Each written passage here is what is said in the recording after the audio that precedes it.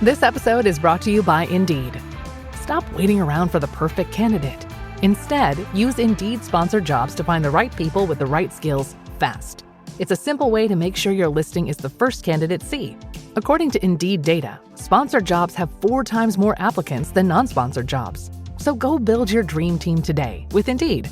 Get a $75 sponsored job credit at Indeed.com/podcast. Terms and conditions apply. Hi, I'm here to pick up my son Milo. There's no Milo here.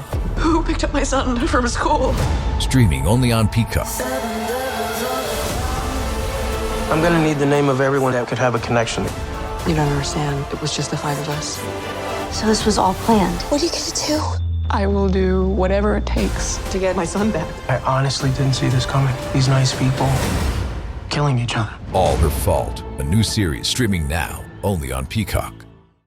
What on earth has happened? Remember that name. Wilby Daniels. Wilby Daniels, 152 Hadley Drive. Remember that name. Wilby Daniels. My house has been robbed again. Wilby Daniels. Wilby Daniels. Remember that name. It's the name of your next district Wilby attorney. Daniels. Wilby Daniels. Remember that name. What's going on, everybody? Wilby Welcome Daniels. back. It's another episode of the Buena Vista Boys. And today on the show, we have another Dean Jones classic, the Shaggy DA. And I feel like this might be a little bit more up everybody else's territory, right? Like, this is kind of one of those movies that most people has seen before. My name is Jason, and of course, I'm here with my co-host, Matt. Matt, good to see you again, pal. Yeah, good to see you too. The Shaggy DA, man. Again, will be a surprise to nobody. I've never seen this movie. Okay. Nope. I've seen clips of the remake with Timothy Allen, former drug dealer, and that's it.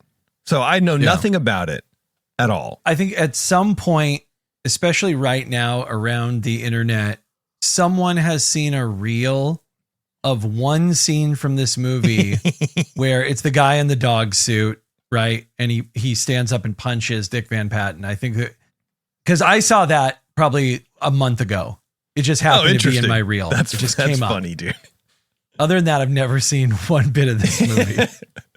Yeah, so this movie is a sequel, for those of you who don't know, to the Shaggy Dog, where the basic rundown is, right, like Wilby is a kid, he's a teen kid. He looks he looks like a Wilby, if that makes sense. He looks very hastily put together, who accidentally brings home an ancient ring from a museum, and the ring will turn him into a dog, like at random intervals throughout his life.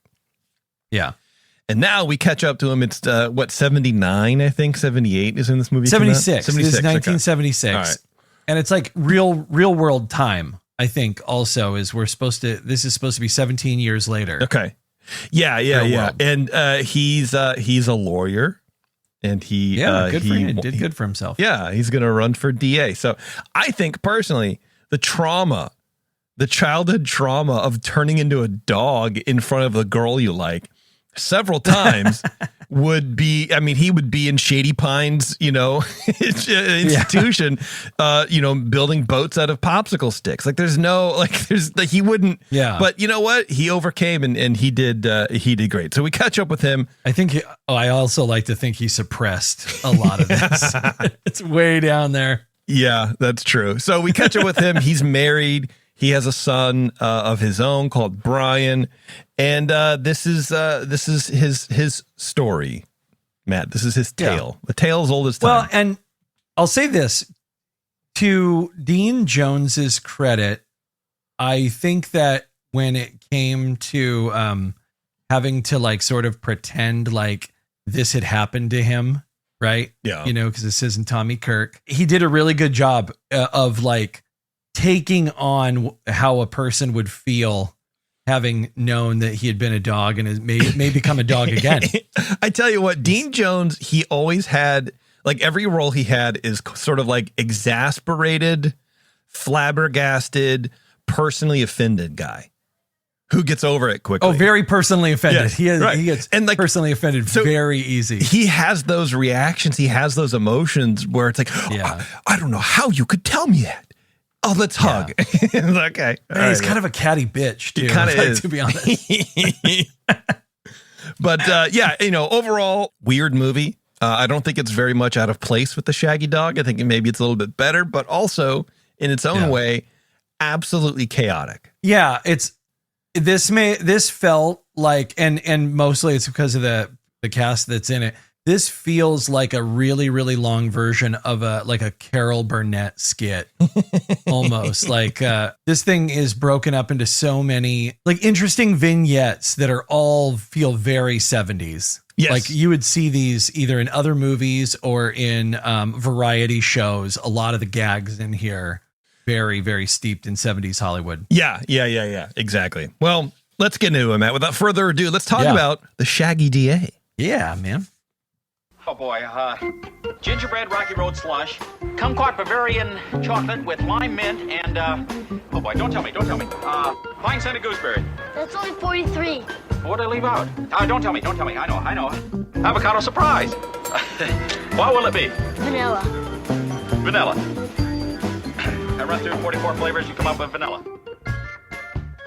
All right, this movie opens up with a very cute, albeit severely long-winded animated number introducing us to the type of vibe we're going to be exploring here for the next, hour and a half or whatever. Mainly, it's a DA, a district attorney that turns into a dog. Sort of. He's not really district attorney yet, but, that's where he's going. It's not bad by any means, this intro, but it goes on a little too long. And, I did pull a clip of that, so you got to hear it, and it is what it is. Introducing our next district attorney.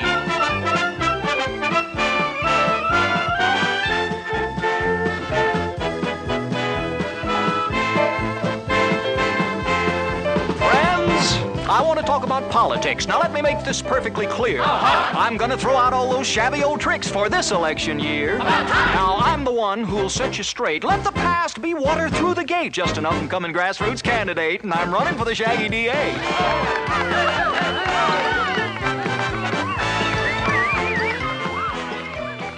Now, in case that voice is familiar to you, that is, of course, Dean Jones, who we explored in the not the Shaggy Dog, in the Ugly Dachshund, I think. Yeah, Dean Jones from the Ugly Dachshund, $1 Million Duck. Yeah, but I forget which episode we talked about that he had a singing career. Like he's actually a musician. Yeah.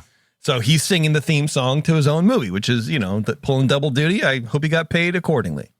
No doubt.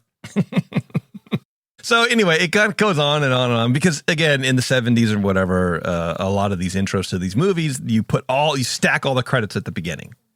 So you see everybody who's going to be in the movie. So the intro has to be long, and that's what they did for sure. So we open up on a familiar street with two guys loading furniture into a moving van. One of them looks really familiar, and I can't place him, but that just might be my deteriorating brain matter finally showing. And I know that Matt will correct me in his segment and place everybody that I think I know from other things, but I can't really tell. With the help of their neighbor, an older man who is clearly mentally ill and thinks he's still in the Navy or something, the two men drive off. In from the next scene is our old pal Dean Jones, which instantly confused me as to what movie I was watching because we have seen so many movies like this with him in it that I don't know if he's going to be chasing a dachshund or barking at a duck or what he's doing. But, anyway. So trying to go, because everything felt familiar, right? Because his wife is played by Suzanne Pleshette, who was his wife in Ugly Dachshund. So it's like, yes, and it's the same street that everything has ever happened on. Moon Pilot happened on this street. There's aliens on this street. So it's everything street. Yay. Yeah. His wife, and his son pull up to their house, the same one we just saw the movers pull away from. As they open the front door, we see the house is an empty wreck. Everything is gone except for some trash here and there. And then later on, like they kind of, they don't really restock the house. They kind of like rent stuff or whatever. But yeah, I noticed on the walls, there's like bare wires hanging out. So like they took the light sconces. Yeah, I noticed that too. I thought that was funny. It was very, what was it? The Grinch Stole Christmas. Yeah, dude. It's like, wow, these thieves love light sconces, man. Why not? They had you know some what I mean? time. Yeah. Where were they that they were able to clean out their house? I actually can't remember. I don't know. I don't think because they weren't on vacation. No, I don't know. It's hard to say. I don't know if they even mentioned because, like, look, I don't know about you, but I've moved once or twice in my life. It does not take, an hour or whatever to clear out a whole entire house like that. That's crazy. Yeah. Well, and the captain was like, sad to see him go. Yeah, And it's like, so it almost made you feel like, okay, this is clearly them moving. He knew that they were leaving. No, they did. They did a good job in the writing, because you don't really know what's going on until they open the front door and they're like, oh, that's not supposed to look like this. So we're supposed to have things here. Right. Shocked. They go, and look, okay, I'm also going to put a really fine point on it, because whenever you move, you box things up. Imagine all the stuff that you have right now, how long it would take you to clear out your house. It would take days if it wasn't boxed up properly. So I don't know. Anyway, whatever. Yeah. So shocked, they go to their neighbor's house to use the phone to call the police because, well, they've been robbed. Hello, Wilby. Admiral, can I use your telephone? We've been robbed. Is that so? Well, I hope you'll have smooth sailing on your new job, Wilby. Robbed? Wiped out. Cleaned. Didn't you see anybody? Well, just the movers. This is Wilby Daniels. Daniels, my house has been robbed. I'm working one call now, and there's 2 on hold. Can you call back when we're not so busy? Call back? My house has been robbed. Oh, don't act like the sky is falling in on you. Those things happen. Hold the line. Movers, huh? They seem like nice fellas. I even gave them a beer. Medfield's being systematically ripped off. You know why? No. Because when one of these thieves is caught, he's back on the street the next day doing business as usual. You know whose doorstep I lay that at? No. Honest John Slade, our district attorney. If I were district attorney, I would prosecute every indicted criminal to the fullest extent of the law, and I would get convictions. And I will now come down off my soapbox. No, don't. Why don't you run for district attorney? Yeah. No, I'm serious, Wilby. Good idea. Well, if it weren't for my law practice, I just might. Oh, your partner can keep it going, and I'll be your campaign manager. You'd be my campaign manager, huh? Well, sure. My talents are not just limited to eggs over easy, you know. Anyway, that's what happened. In this scene, it's kind of crazy because Dean Jones looks an awful lot like Michael C. Hall in Dexter, like specifically the season in Dexter where he was like fighting his colon cancer or whatever. And so he kind of had this weird bad wig. And it was like a weird colored wig. And I don't, not to say that Dean Jones is wearing a wig, but like, I don't know. He just looked very similar to me. Well, we talked about this in $1 Million Duck, how we knew it was the 70s because Dean Jones had like let his hair balloon out. And this movie is no different. They got to get that thing under control. I don't know if he just has like a no touch policy.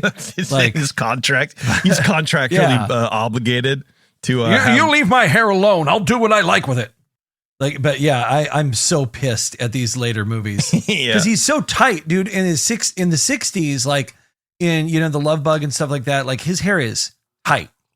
It's looking good, and he's got it like clearly like a sweep over, over his like his bearing forehead. Yeah, oh yeah, absolutely. In this movie, yeah, oof. Well, anyway, Wilby's family is clearly not concerned about their missing stuff here, which I find wild. Like the last thing I would do after my husband, or my dad, I guess I should have probably said, goes to the neighbors to call about our house being cleaned out, is stand there and applaud him yelling at our neighbor. Like, it doesn't, there's no sadness. Like, well, our stuff's gone, I guess. Why don't you do something about it, Dad? Maybe this was such a moment where it's like we need to drive this plot like a snowplow. We need to get him in that zone. Yes. Like we don't have time. We don't have time to lament or care about how the kid feels about losing all his toys and all of the things he loves. His clothes, his bike, his clothes, anything, his baseball cards, which would crush me. Like, dude, we got to get to him being running for DA. Absolutely, now. yeah. We have an hour and 30 minutes. That's it. We don't have no time for tears here. Well, night falls upon the day, and Wilby and his wife are asleep on their orange shag carpet, which looks very plush. Like, it looks pretty good. I'm not going to lie. Oh, yeah. When the shadow of a man is cast across the wall of their house. So someone is obviously sneaking in, and the profile is very familiar, so it looks like one of the guys who already robbed him. Yeah. And he comes in and he steals the clothes they were wearing earlier that day, including the fur coat they were using as a blanket. So these people took their clothes off, number one. Number two, hung them up. Hung their dirty, nasty clothes up. And then there's a gloved hand just takes the hangers, and then just takes the coat. And Susan Plachette is, wearing her nightgown. I'm like, wow, where's this coat going to stop being? And it didn't stop at all. No, that was such a funny gag to me. I really enjoyed that. I love that they went into the closet and there's just his shirt hanging up and he takes it just with the one hand lightly. I was laughing so hard. It was funny but then, the reality in me is like, what are these robbers going to come back because they forgot stuff?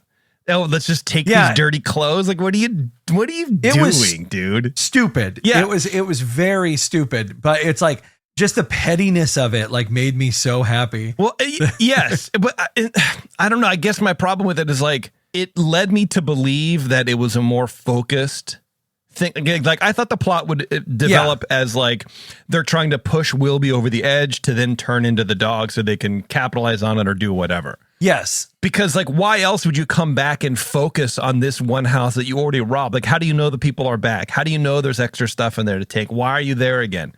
Why would you want to risk being caught over a dirty yellow polo shirt? So it felt very, very targeted and specific to Wilby personally. Yeah, I thought that this was more personal. That's what I thought as well.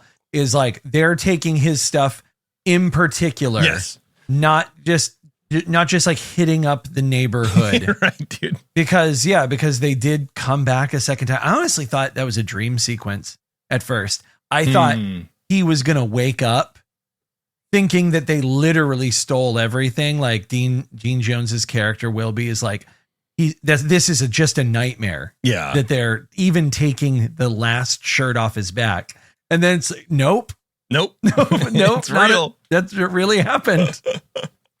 So, of course, Wilby wakes up, sees everything's gone again, fires over to the neighbor's house one more time, and uses the phone to call the cops one more time, who seem as about uninterested as they were the first time he called. So Wilby shouts over the phone that he is going to be the next district attorney, to which his family stand there, applaud again, and chant campaign slogans at him. And it's like, you were just robbed 2 times in one day. You are standing in your slip in your neighbor's house, and you do not care at all. These people are demented. They certainly have Disney movie logic. Like, I would, Disney making a movie about World War II in the trenches with this kind of attitude would be amazing. Yeah. Oh, I don't know. Matt got trench foot again, but you know what? We're going to save on boots. Yay! When we were out doing our rounds, the Germans came and took all our pork and beans. Now we have nothing. Commander, we need...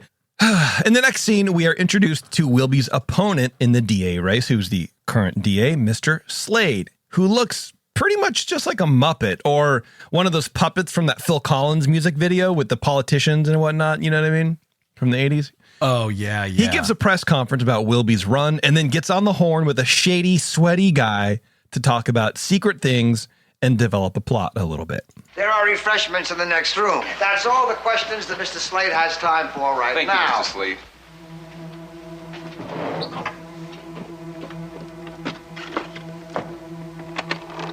Daddy, I've got it right in front of me. It's not to worry about.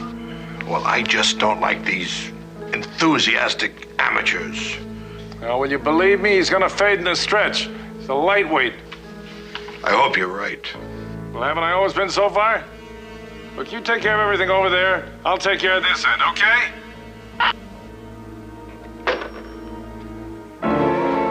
All right, shady stuff going on, Matt. Yep. You know what I like about these movies, like in the 70s and maybe in the 80s a little bit, but like 60s, 70s, is all of the bad guys use technology to communicate. So in this scene, Mr. Slade has this kind of rectangular box on his desk that starts blinking red. And the other guy, his right-hand man, kicks everybody out. And he lifts up a box, looks like a cigar box, like a humidor. And he opens, there's a phone in there. And then the other guy he's calling has like a little switchboard in front of him with the TV and the other side of the phone. And it's like, I wonder if people actually really did that to conduct business, shady dealings. Like in real life, there is the little box with the light on it. Yeah, because it was very, Batman TV show stuff. Like That's kind of what it feels like to me. was like, oh, he's going to go to the bat cave. I got to go to my secret underhanded phone. Yeah, get my new tie. So after that scene, we are whisked away to a museum where a man is giving a tour of various exhibits when he arrives in front of our old friends from the Shaggy Dog, the Borgias. So in case you forgot, they were the ones who once owned that ring that Wilby accidentally took home that transformed him into a dog. Mixed in with the crowd are the two thieves who ripped off Wilby's house. They get the rundown on the ring from the tour guide, how it has magical power, supposedly, and then the short fat one asks if it's valuable.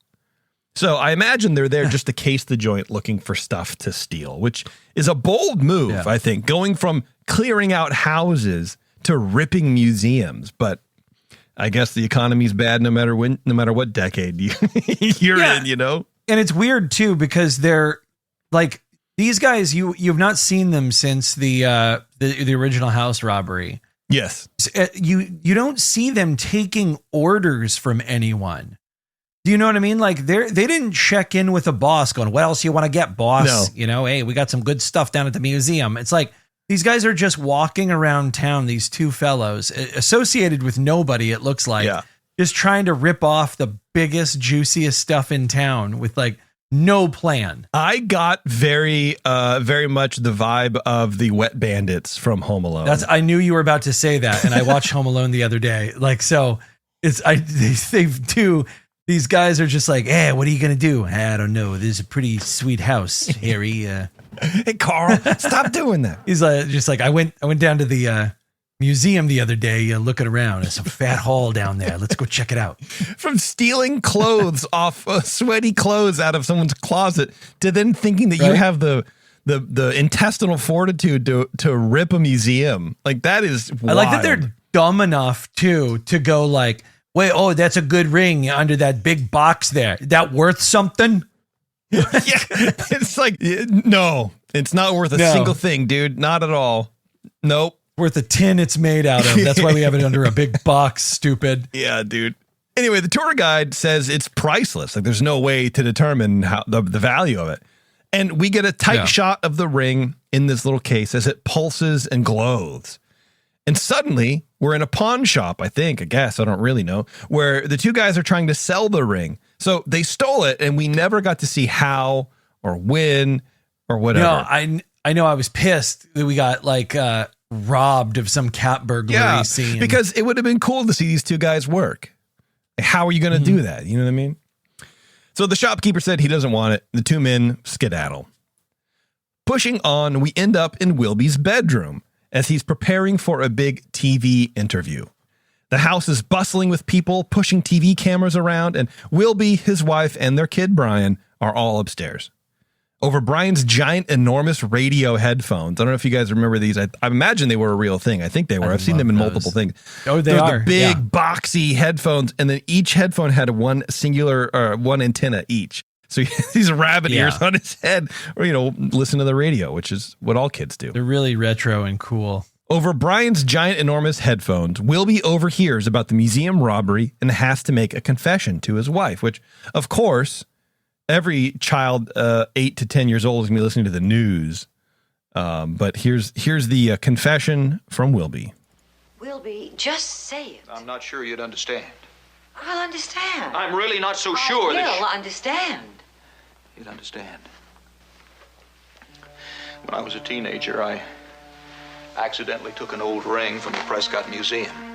There was a strange Latin inscription on it. Like what?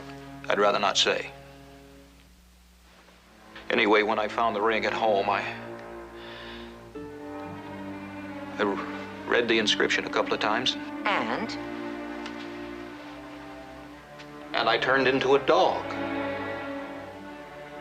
Oh, Wilby. There was a big shaggy dog next door, and I became that dog. Wilby, are you sure you're feeling all right? I knew I shouldn't have told you. Oh, no, honey, I'm glad you did, because sometimes, we let these little things nag at us when it's really nothing. Do you realize if somebody reads that inscription, I could turn into a dog? I love that tie on you. It just brings out the color in your eyes. Did you hear what I said? Yes, I did. And we're just going to pretend that you never said it. But this is the greatest thing where it's like, there's been a robbery. Well, it could be the Borgia ring. Yeah, it could. Yeah. Also, it could not. Wilby, it's not all about you. But in this case, it was. Also, I would feel lied to. I would feel a sense of betrayal if my spouse was keeping a secret, like they turned into a dog because of a ring 20 years ago or whatever. Like, I would be so offended by that. I want you to walk through that for just a moment and tell me, like, at what point when you were dating, haven't seen this ring in 17 years, at what point do you bring that up and have any evidence for that? I mean, outside of, I guess, your parents, like, backing it up. Oh yeah, he did. He turned into a ring one time. Yeah. They're never coming back for Christmas dinner. Ever. Yeah, I mean, maybe, I don't know, but I don't know. I still would feel that way. You know what I mean? Yeah. I'd have to get over it. The movie is missing Moochie. No, I don't think anybody's missing Moochie. There's not enough mooch in this movie. One of the thieves looks to be wandering just randomly around town trying to offload this ring. The pawn shop didn't want it, so the next best thing to do is just hit up the residential neighborhoods, because somehow he's ends up in a residential area kind of near Wilby's place, like probably on his block or whatever. It just happens to be right there, not downtown, not anywhere else, not eBay, for God's sakes. Come on, dude. Yeah. And again, he's not checking in with a big boss, right, or so anything like that. He's like freelance is the vibe. Totally. That you get. That's what it feels like. This feels like these characters are not connected to what's going on with the DA and the bad guy at the factory. Yeah. Like it feels like these guys are just independent characters at this point. Yeah. So this guy's walking around town and he sees an ice cream man. And so he decides to go up and try to rizz up the ice cream man, who's played by the great Tim Conway, who just in the scene before sold an ice cream bar to Brian, who's Wilby's son. So that's how we know they're in the same neighborhood. Yeah. Tim Conway looks like he's been the same age in literally everything he's ever been in from start to finish. From his entire career, he's been the same person. That's true. Anyway, he buys the ring from this guy for $5. And we head back over to Wilby's place and the TV interview. We get a little bit of his wife hamming it up for the camera, trying to come off as an intellectual, but really is just being super cringy. And we cut back to Tim, the ice cream man. Now, what I failed to mention before was that sitting in the passenger seat of the ice cream van is a big old white shaggy dog called Elwood. Who would have thought, right? That's crazy. Yeah. Here we have this dog and we have this ice cream man, and he's starting to read the Latin inscription on the ring, which of course was the trigger to turn Wilby into the dog in the previous film. And as he finishes saying it, his dog slowly fades away from the cab until it disappears completely. Yeah, that was cool. We flip back to Wilby in his study, rehearsing his lines for his part of the TV interview, and sure enough, he begins to transform into the dog once more. Now, I can't understate how bizarrely uncomfortable this transformation makeup was, because it's just like a really hairy, grotesque. I can't even explain it. You got to watch this movie. It is bizarre, but it looked good, right? Because like suddenly his arm is just basically someone's head, like an old man's head, just curly gray hairs all over. It's really gross. Yeah, the intermittent scenes where he's turning into the dog had to have been extremely annoying, because there's just this hair like glopped onto his arms and his face just indiscriminately, like akin to the Wolfman. Like he's Wolfmanning out. Sure. Oh yeah, for sure. Absolutely. But he's not like, his bones aren't cracking or whatever. Like that was always cool about any werewolf movie, is at least with worth its salt, is that you would get some sort of like body pain in the transformation, because you're literally shifting your shape. Yeah. Your pelvis isn't the same pelvis anymore. And we'll get to all that later. But like, he just like, nope, suddenly I'm a dog. There you go. That's it. Yeah, I know. This would have served them well to do that, to have him like become white-haired, maybe a little black on his nose, and then fall behind the desk going, and then come back up as the dog. Saved a lot of money. Yeah, but he's like, nope, we're just gonna make you suffer. So just as this happens, the TV host enters the office looking for Wilby, and they're live on TV now, but finds Brian and the dog instead. Everyone is confused, and the host tries to roll with the punches by asking if the dog does any tricks or what's the dog's name or whatever. But Wilby flat out refuses. He just goes, no tricks. And the people in the van are like, we're getting someone else is saying, who's saying no? What's going on? Like, just sit up, dude. Beg. Like, do a trick. Like, stop. Like, why are you're on live TV and you know it. And there's an awkward moment here in the thing. Just do a trick, bro, and get the heat off of you to move everybody along, and then you figure it out. But he's just like, no, I'm too much of a dog for that. There's a thing in improv, like where you are doing a scene with somebody and you keep setting up these premises and the other person shoots them down, and doesn't go along with them. And it makes the scene so painful because you're like, I'm digging for treasure. And then your partner is supposed to get on board with that idea and do a scene. Yeah. And they go, oh, you dig for treasure all you want. I'm going to lay in the sun. I've decided, and you're just like, yeah. Yes. And that's what you're supposed to be saying. Exactly. And this feels like that, where you're like, this scene would have been so much better if he had gone along with something, like done a little trick or like jumped onto the table or done some kind of weird, just raise your paw, special effects dance. Yeah. Right. Well, and because instead, Brian's like, oh, speak. And Wilby goes,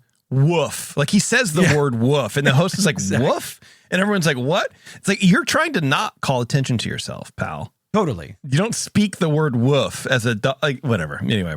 And he's Dean Jones, like, bitchy about it. Woof. Yeah, he is. It's like, dude, you're a dog right now. I don't know what to tell you. You got to go with it. Like, yeah. Wilby as Elwood exclaims that he has to get out of there, and he leaps out the window. Tim Conway is roaming around looking for his dog. Sees him. He chases him around the Admiral's flower bed for some reason and finally wrangles him enough to shove him back into the truck for a hot second until the dog decides to bail once more.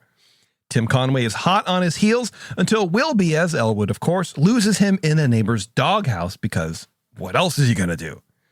Just then, inside the doghouse, Wilby changes back to a human, sending Elwood back into the ice cream van again for some reason that we didn't really establish in the first movie, where whenever Wilby turns into the dog disappears, but Wilby turns into the dog. But then where does Wilby? It's a whole thing. But, it's the thing is Wilby disappeared. Really, it's like two things can't have the same space. Yeah, it's like in reality, what should be happening is Wilby should be running around going woof woof, while Wilby as the dog has like the man brain. Yes. Yeah, which is sort of what happening, but not also. It's very odd. Yeah. It's very odd. Like there should be a Wilby Daniels running around acting like a dog, sniffing things and going crazy. Yeah, that would make it so much more confusing. Yeah. So Wilby comes out of the doghouse and gets chased by the doghouse's owner, who is a Great Dane, I think. And Matt. Yep. Right? Okay. All the way back to Wilby's house, where the TV crew is waiting, and he bursts into the house. Hi there. My name is Wilby Daniels, and if I'm elected your district attorney, I promise to bring order out of chaos. And I further promise that if elected, I will call for an immediate grand jury investigation into links between a known felon, Eddie Roshak, and the incumbent district attorney, John Slade. There has been a dramatic increase in the crime rate. I know what you're gonna say, idiot. I keep telling you, you got absolutely nothing to worry about. You say? He's coming on awful strong. He's naming names. I don't like it, Slade. Talk's cheap. He can make charges all day, but he's gotta prove them. If he gets elected, we are in trouble. Both of us. He's not gonna get elected, Eddie. Take my word. You know, maybe Daniels could use a little mud on him. Just as a precaution. Mud on Daniels? Sure, everybody's got a skeleton in their closet, everybody. Get something on him. Something that'll chop him off right at the knees. So there you go. So everyone's watching this this TV, thing or whatever. He's giving his out of breath speech saying he was going to call for an investigation.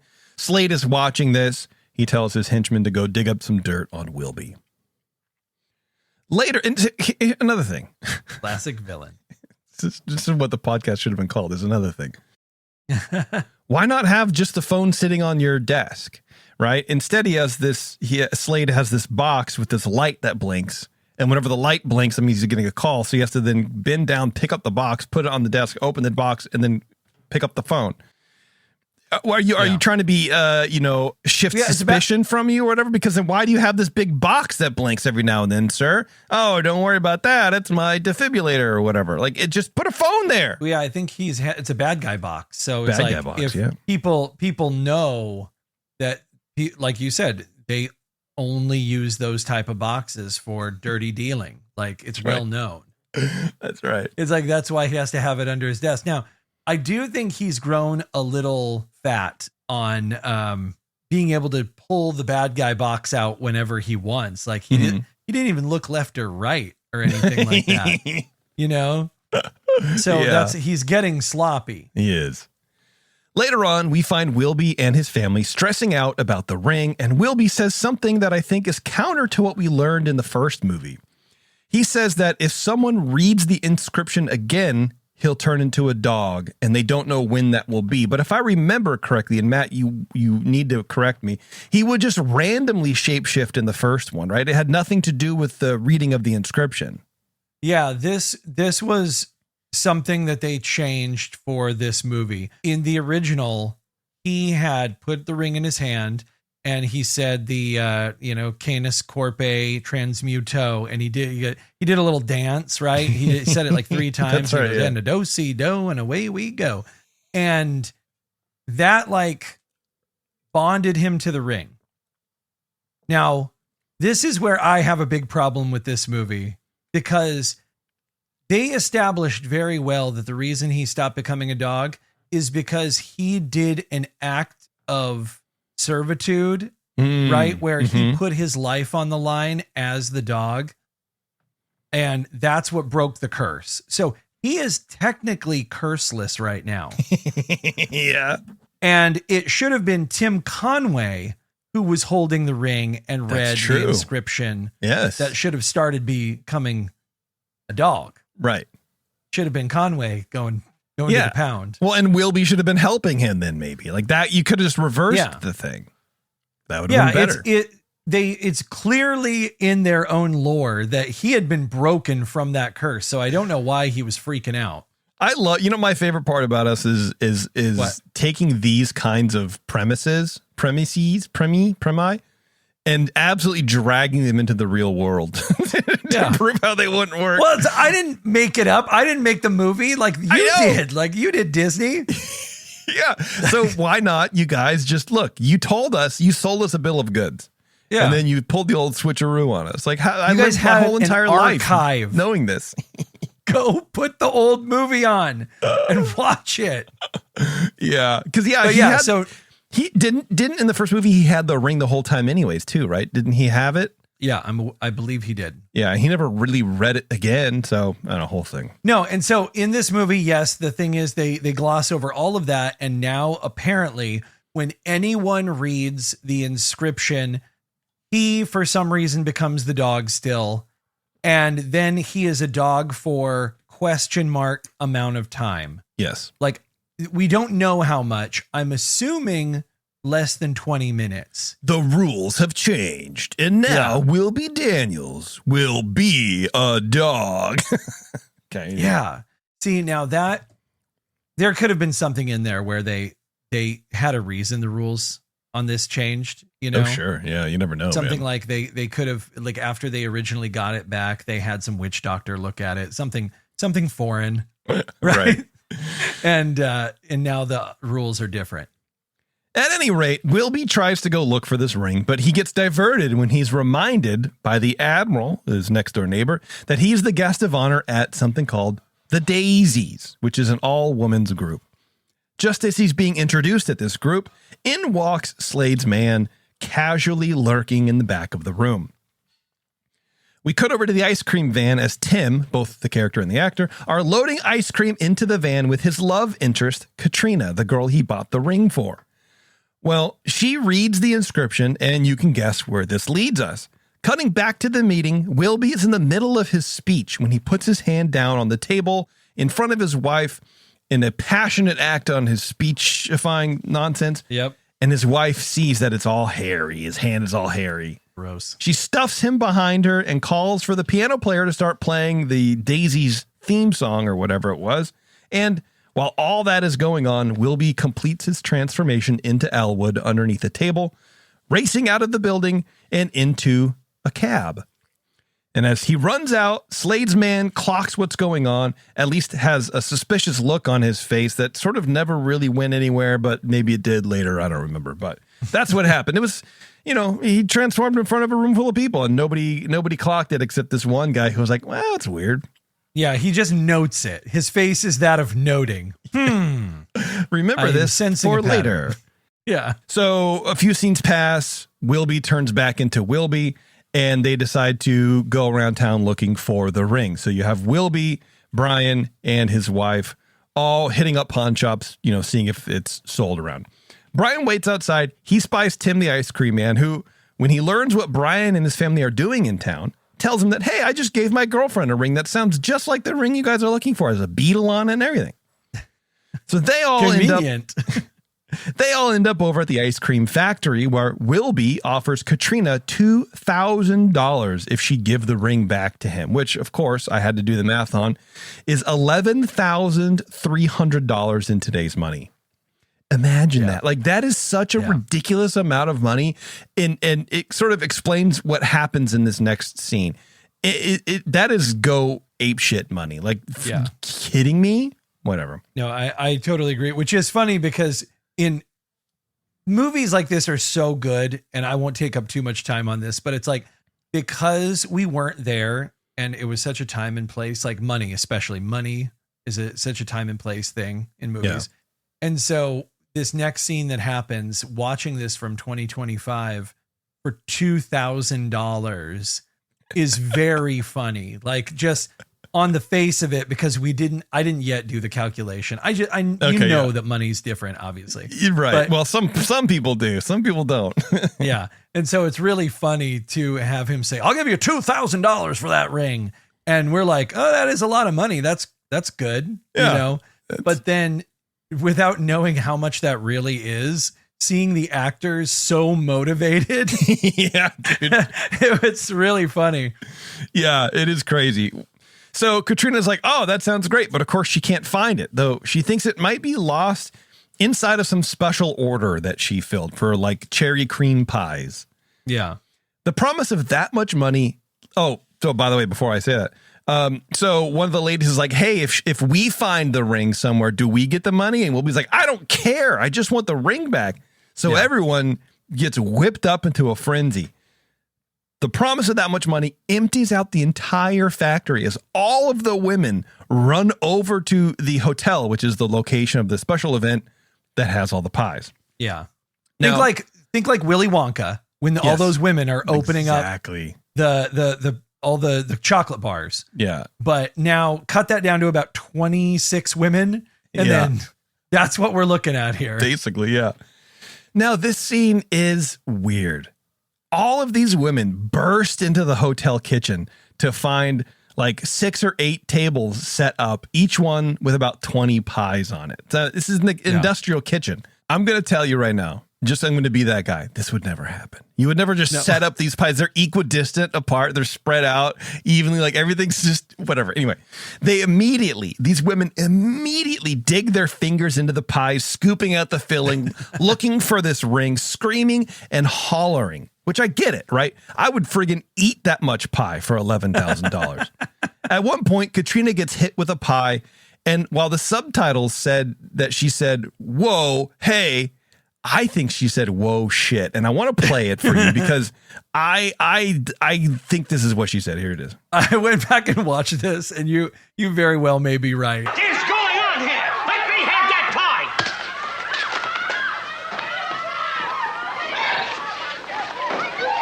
Oh, shit! Huh? Ladies, please stop this immediately. Hit my girl with a pie, will you? Because she goes, "Whoa, shit, what the fuck?" It just sounded like she almost went full on. I want to do it again. Oh, shit! Anyway, so in case I didn't mention before, somehow you just heard it, like the maitre d' or whatever, like wakes up. He was taking a nap. And he's like, "Madam, I want that pie," and this chick just throws it in his face, and then that starts the downpour of cherry pies flying left and right into everybody's kisser. That you can see. Three Stooges movie now. Yes, absolutely.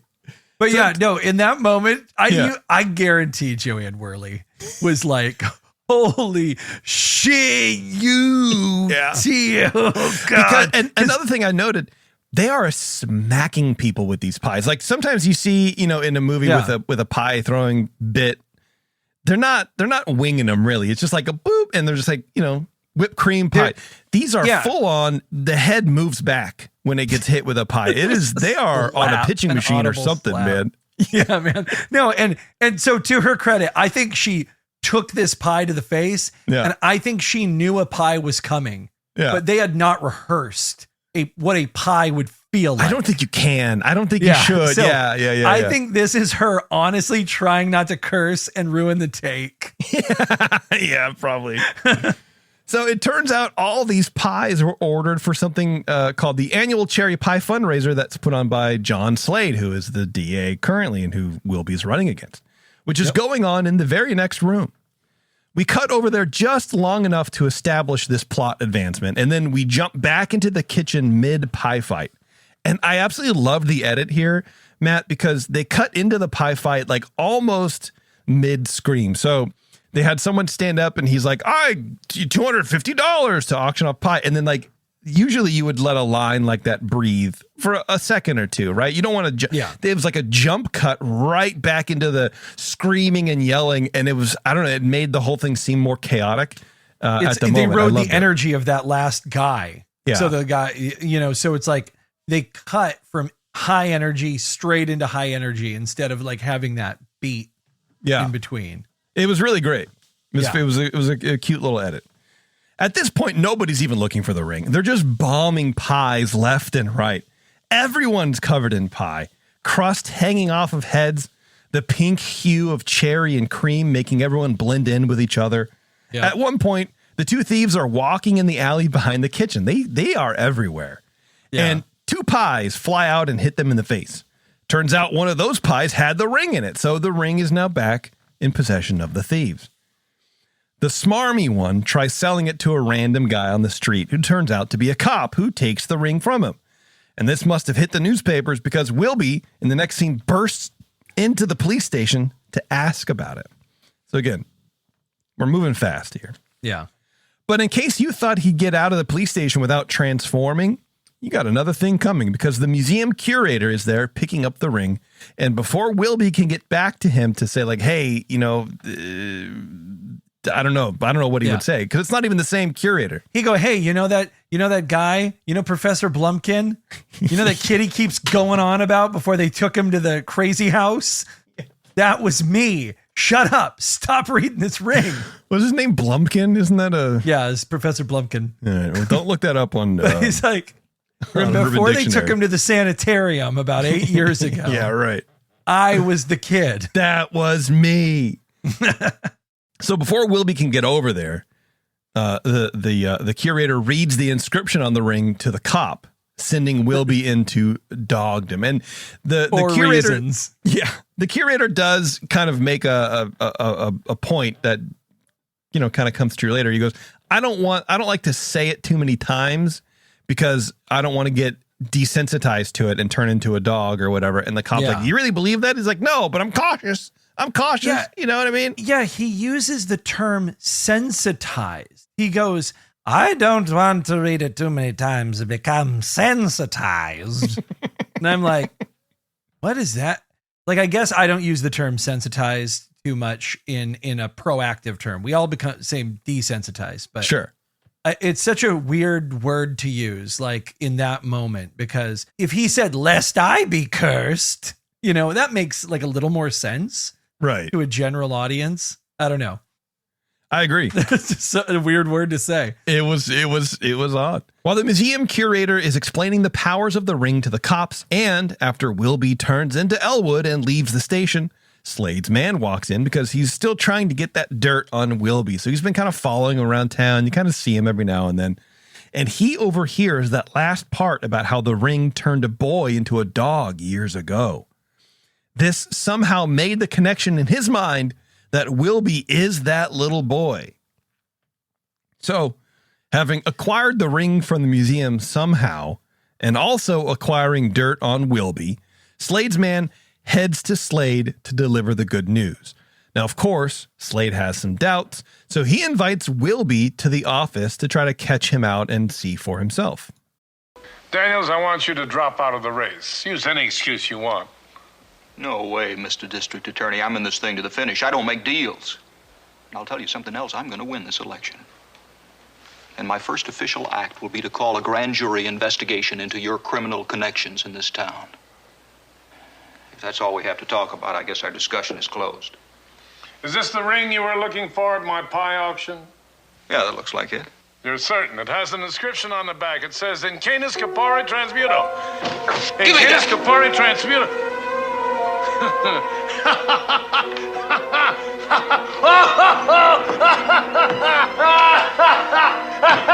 Whoop! Woof!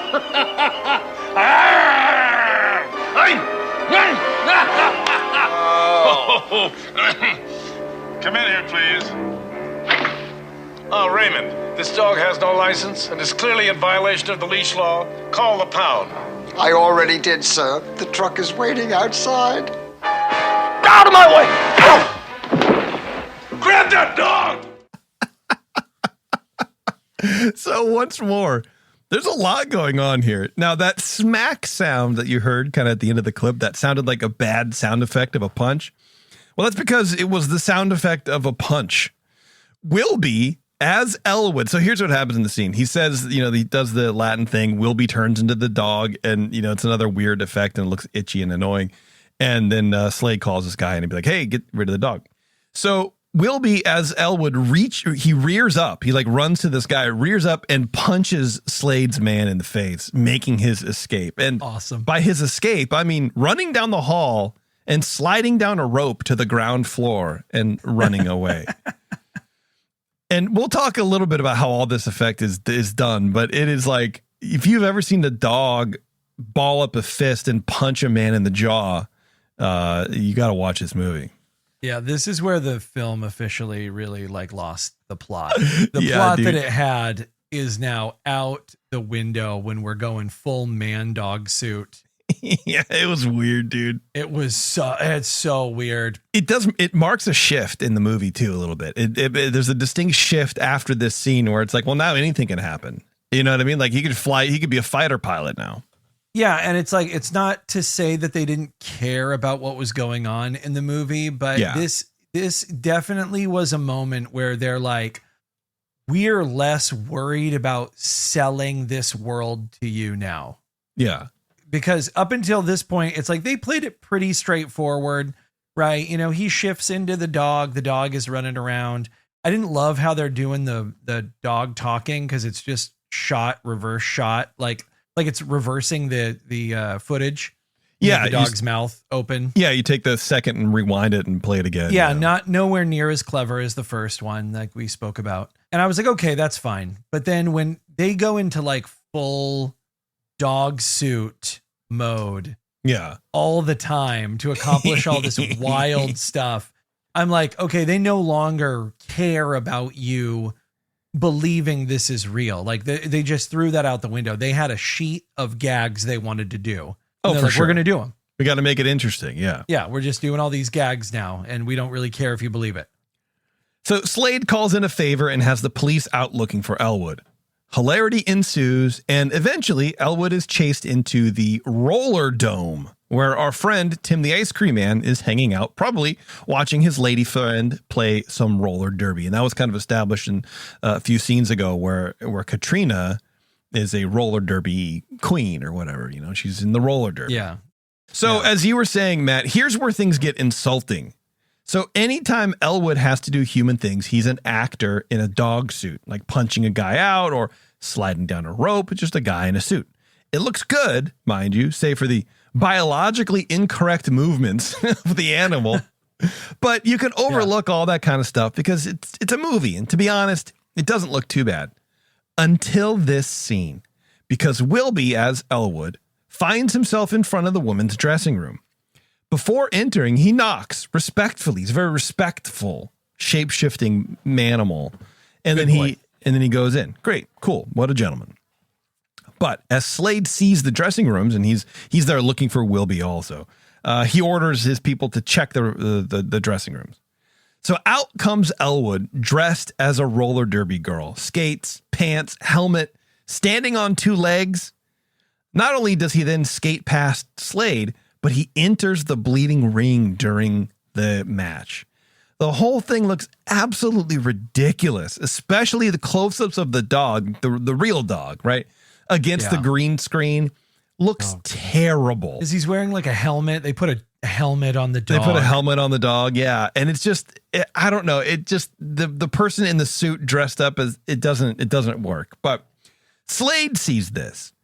Tim the Ice Cream Man sees that it's Elwood. But the announcers and the girls and the fans all think it's a mystery skater. Like nobody goes, hey, what's that dog doing here? You know, like the announcer goes, and the Juggernauts or whatever their names are, I forgot already. They have a mystery skater entered the thing, and it's a dog. What are you doing? It's like this fully furred, shaggy dog. Like, dude. It's a dog. It's a goddamn dog. It's literally a dog. Katrina, Tim's girlfriend, sends Elwood flying in that kind of roller derby move where they like slingshot a teammate ahead, you know? Yeah. Only Elwood goes flying off the track, like he just jumps off the track, out the door, and right into the open passenger door of Tim's ice cream van. And as he pulls away, Tim jumps in the... So Elwood starts the car. Tim jumps in the back. They leave. The cops start chasing the van all over town. Now, Wilby, who's still Elwood, tells Tim to start throwing everything he can out the back of the door at the cops, like pies, ice cream, etc. Everyone behind the van spins out and crashes, letting Elwood and the van escape.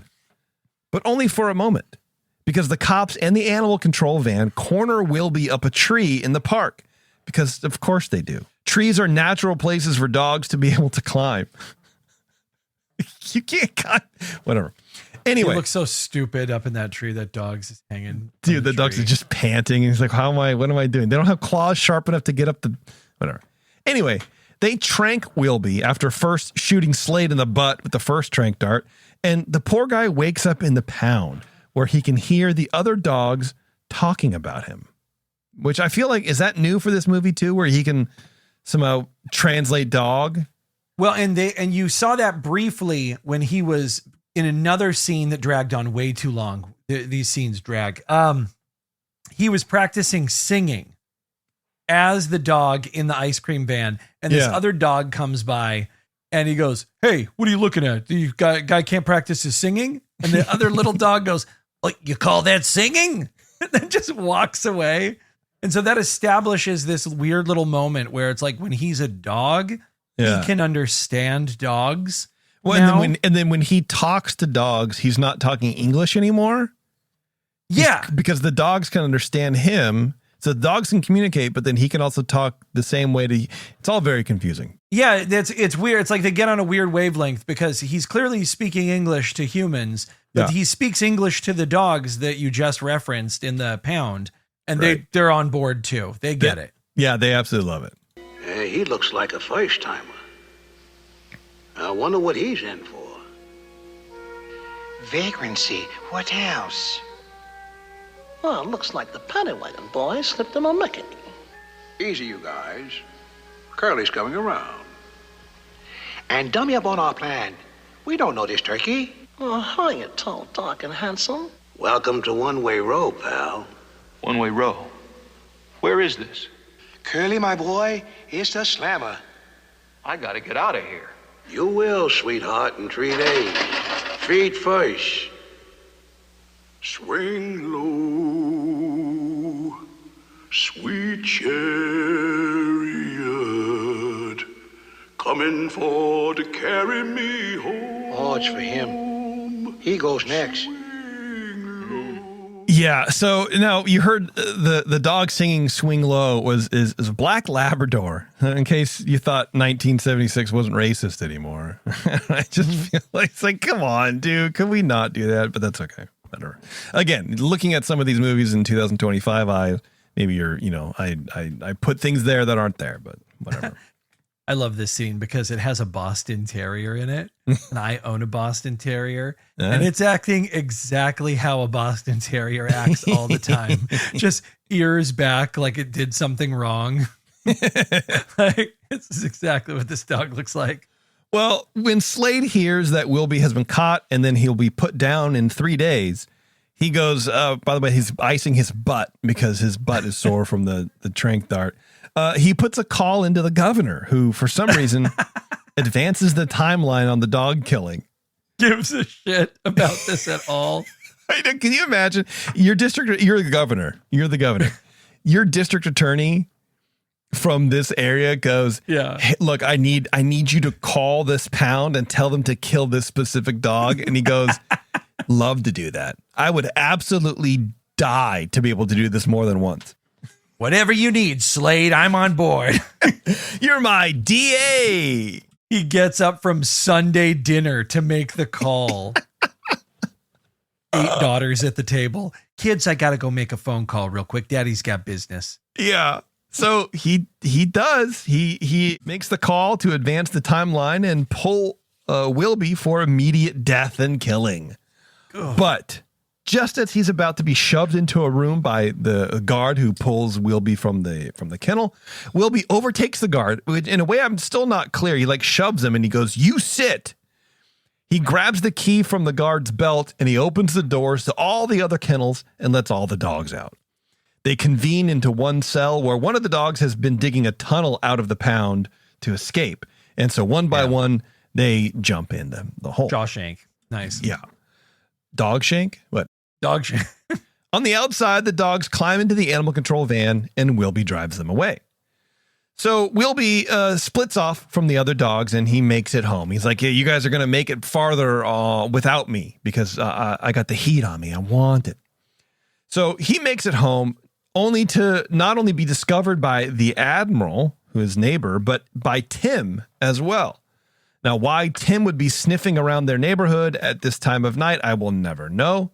But anyway, the cops show up to Wilby's place because the Admiral calls the cops. He's like, that dog is in my flower bed or whatever. And like at one point he shoots at him with a shotgun, which I think happened in the first movie too, didn't they? Yeah, it was Wilby's father who was shooting dogs. That's right. Yeah, it was Fred McMurray. Yeah. So once again, this neighborhood really used to gun violence. Yeah, and Brian's like, that sounds like the Admiral's shotgun. Like, what do you mean? That should not be.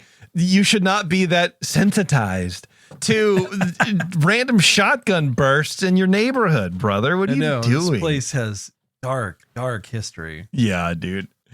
Anyway, the cops show up to Wilby's place, and Wilby kind of like manhandles Tim into the bushes and decides to tell him everything about the ring, the transformations, Slade, all of it. The two agree to partner up to get the ring from Slade, and in an effort to not call attention to themselves from the cops, they decide to disguise Wilby in a trench coat and have him ride a bike with Tim on the handlebars and ride out of the neighborhood. Classic stuff, you wouldn't even bat an eye, man. Well, Brian out the window sees this craziness happening from inside and thinks, hey, that looks like a big pile of trouble. He grabs his little banana skateboard, and he heads out the door after his dad and the ice cream man. Yeah. The pair end up at Slade's house. Now, Slade is wandering around inside his pajamas and a house coat or whatever, repeating that Latin phrase written on the ring to himself out loud for no reason over and over when there's a knock at the door. It's Tim, dressed up in Wilby's coat and hat. Canis corpore transmuto. In canis corpore transmuto.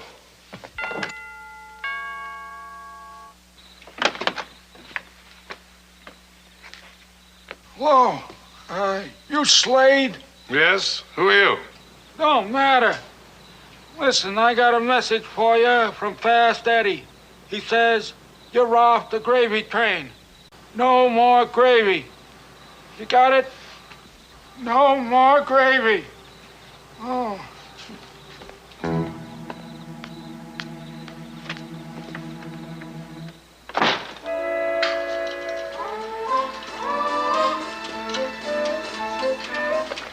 Did he buy it? I don't know. What? I mean, I don't know. If I get Slade pegged right, his next stop is Rorschach's warehouse. Oh, good. We're gonna be there. We are? I think I'm gonna throw up. You want to put both hands on the wheel? There's a dog riding a bicycle down the street of this neighborhood. Okay, whatever. Anyway, so that's the plan. They want to draw Slade out into Rorschach's warehouse, which is the sweaty guy he's been talking to on the phone this whole time. Sweaty bad guy. Yeah. So they make it to the warehouse, and of course, Brian finally catches up with them because you need to have a kid in trouble, I guess, to up the stakes at this point in the plot. Although, you know, I kind of thought maybe he would get kidnapped or whatever, and nothing happened. He's literally just there. It's almost like the director goes, hey, you know what? This kid maybe needs a couple more lines. Let's write him in, Joe. Whatever. Yeah, it's weird because it's like, this feels like a time when they were adding children to more things superfluously. Like there's no reason for Brian to really be in this scene. He's just in the scene. It's like, it feels like in the 60s, they didn't do that nearly as much. But then like, even with $1 Million Duck, like the son was way too involved in that storyline. He would be home just looking at Mad Magazine. I'll tell you, like, you know, in another life, I was like writing scripts and stuff, and I was working on this movie that this dude wanted to get made. Andy Lauer, if you're familiar with the name. Anyway, and we were working with my friend, and I were like, you know, helping him out and whatever. And he was like, my friend was like, oh, there's a kid in this movie. We should like nix the kid because it's such a production issue. There only can be on the set for like 8 hours and got to do the thing. And Andy's like, the kids are box office gold. Like if you want your movie to do well, you put a kid in it.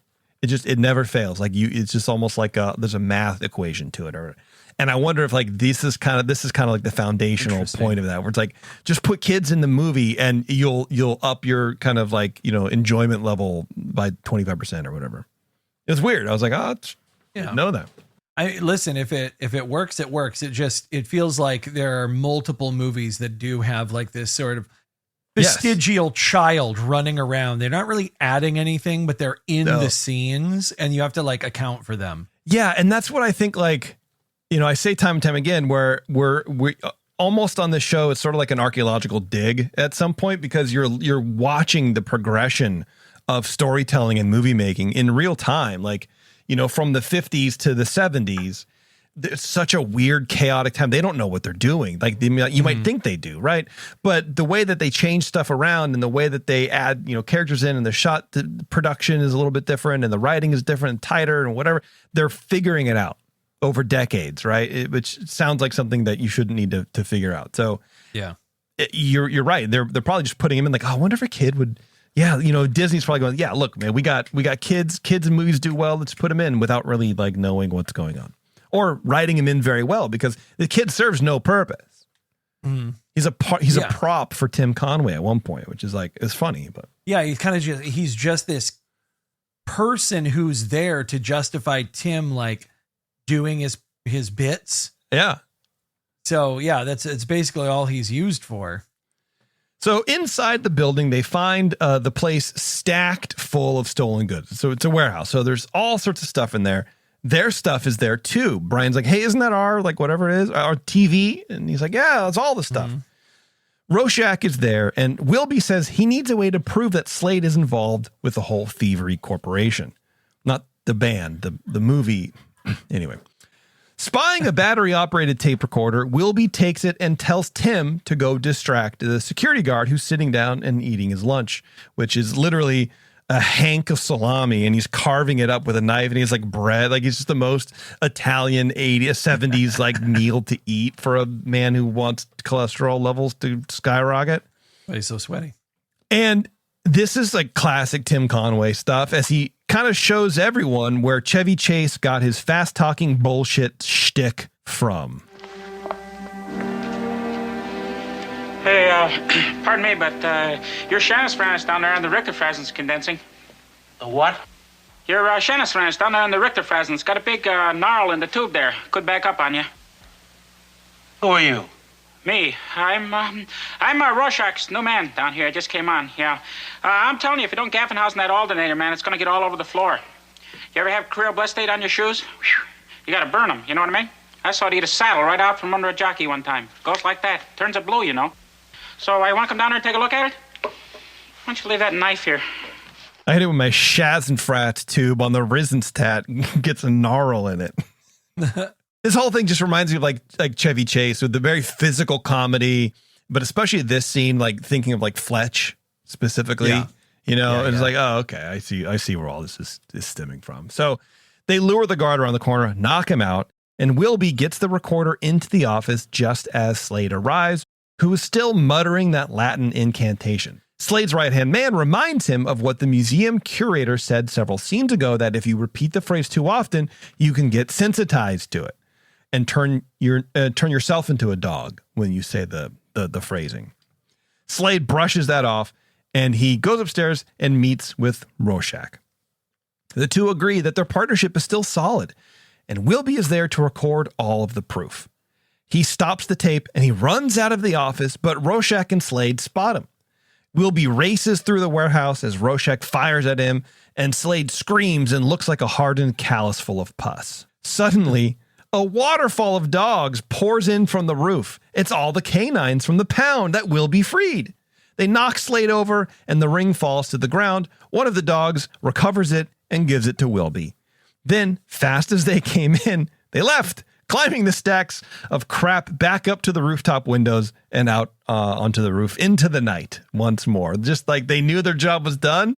Yeah. You know, it's almost like a drive-by. They just came and went, and no one ever slowed down. He did for us, we did for him. Bada boom, bada bing, we're out of here. So Wilby has the ring back, folks. And just then, his dog body wears off, and he turns human again. But as soon as he does, Slade takes aim and fires at him with Rorschach's gun, just missing Wilby's head. Brian, Wilby, and Tim jump into one of the many stolen cars there are on the warehouse floor, get in it, and drive right into a giant paint booth, which they're in a Jeep. And so it's, you know, there's no top or sides, right? So it turns on somehow, because the paint booth typically, classically, when you aren't painting anything, you just keep paint in it at all times. Yeah. Sprays them all with orange paint. I mean, they are the car, their faces, they are all covered in orange paint. Oh man. Yeah. This scene pissed me off. They eventually get their shit in gear, LOL, and the Trump-mobile speeds out right into several pallets of down pillows, which, of course, classically, that's how you store pillows that you've stolen from houses. Just stack them at 25 high on a giant pallet, 4 of those just sitting there. And they all look the same, all uniforms. Everyone in the neighborhood buys the same pillow.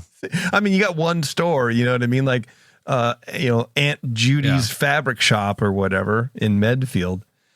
They blow through the wall of the warehouse, and they're outside. So they're orange. We're orange today, folks. We were orange. Okay, we're covered in feathers, and we're driving down, committing crimes. This takes place in Medfield, so if we're going to be chased, we have to have paint everywhere. It's part of the code. It's a beautiful town. We could be pulled over, folks, if we're not covered in paint when we're being chased. Slade and his henchmen give chase, running a red light and getting pulled over by a cop.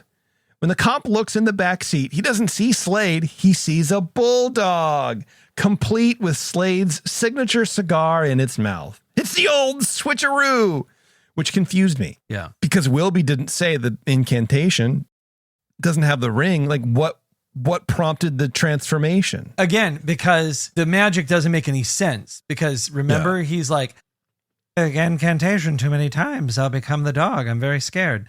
And so that apparently also is part of the Borgia ring, is that if you say the incantation too many times, you also get looped into the curse. Yeah. Well, and then and the curse can happen to you no matter what. You don't have to even say the incantation at that point. Well, I think what happens is you are now under, this is what I'm deciding. This is like a blockchain. Yeah. So Okay. Oh shit. Now right. Wilby is cursed. Yeah. Again, right? So Wilby's cursed. Yeah. Now the DA Slade is cursed. Anyone else currently alive underneath this ring curse, all of them would get triggered if someone else who is not them reads the inscription on the ring. So you're saying Slade mined for the block and he hit a block, and That's what I'm saying. Okay, Yeah, right. he mined for a dog coin, for a Doge coin. Jesus Yeah. Christ. And so now he is part of the cursed. He and Wilby are in a group together of the cursed. I just want to know how he trained, how he changed, what triggered that. I want to know. And what dog? Why did he pick a bulldog? Was it just a dog in the neighborhood? Is there a dog missing? 8 feet away. Here it is too. It's actually I love a bulldog. Sure, bulldogs are cool. My friend has one. Oh man, they're just classically misshapen and don't last long. They have a lot of health problems. They're hunks of meat. Yeah, but I want one so bad. Officer, District Attorney John Slade is back there. We're on official business.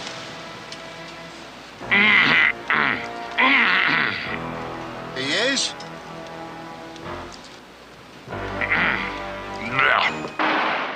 Bleh. He just spits the cigar out. Very funny. I don't know. I liked it.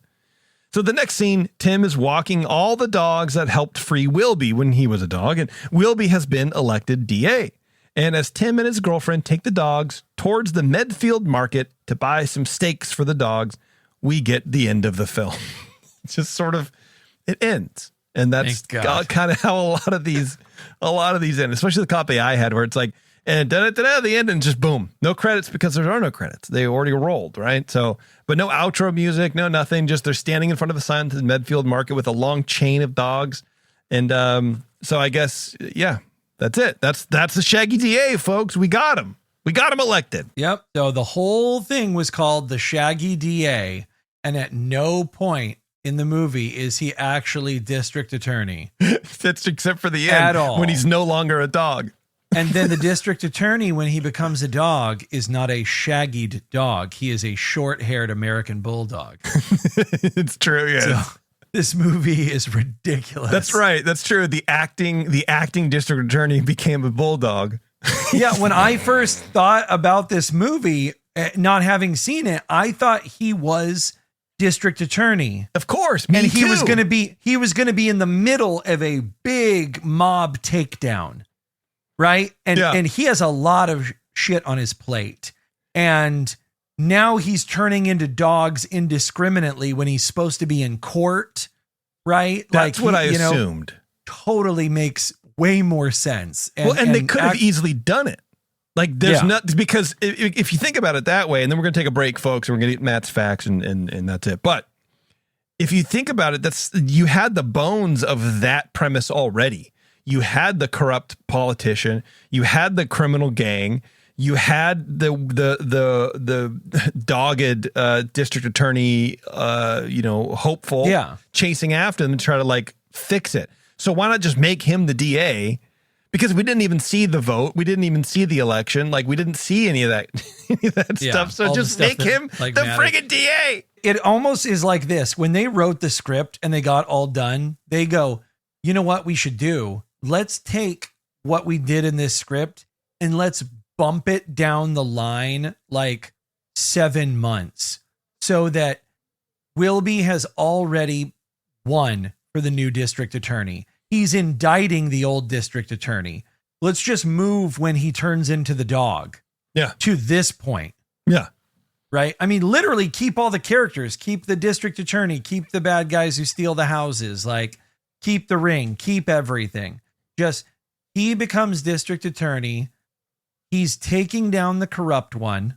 and he's in the middle of it. Let's do it. Totally. We could re-edit it. That would have made the movie make so much more sense. There would have been way bigger stakes, because who cares if they know he's a dog when there's like nothing on the line, right? He's just oh some no, dude. he didn't become DA. Boo. My favorite part. Okay, and then we're gonna leave it. I swear to God, this is the last. But like when Wilby's like, "Oh, I couldn't run for district attorney. I have my law practice," and his wife goes, "Oh, your partner will take over." Yeah. What do you mean? You don't know his name? Just say his name. Like, what are you talking about? Oh, Dave. Well, Dave will take over as your partner. He'll, whatever. Anyway, whatever. Yeah, I'll just oversee the 14 current cases we have. You're right. All by myself. Thanks. Appreciate it. All right, everybody. We're going to take a quick break. We're going to come back. Matt is going to hit us with some facts. He's going to put us on the leash, folks. He's going to run us. He's going to run us around the dog park. You're on the doghouse now. That's right, baby. So hang on, everyone. This is Buena Vista Boys talking about the Shaggy DA. In Walmart's Huluville, everyone ready their cart. Amazing Black Friday deals are about to start.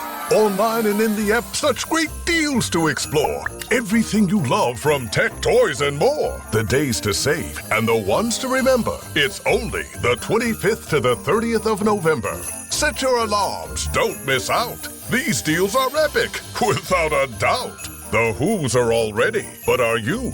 Walmart Black Friday deals await. Who knew? Don't chew on that, Max. Cooper loves that chew, too. Oh, now he's into Cooper's food.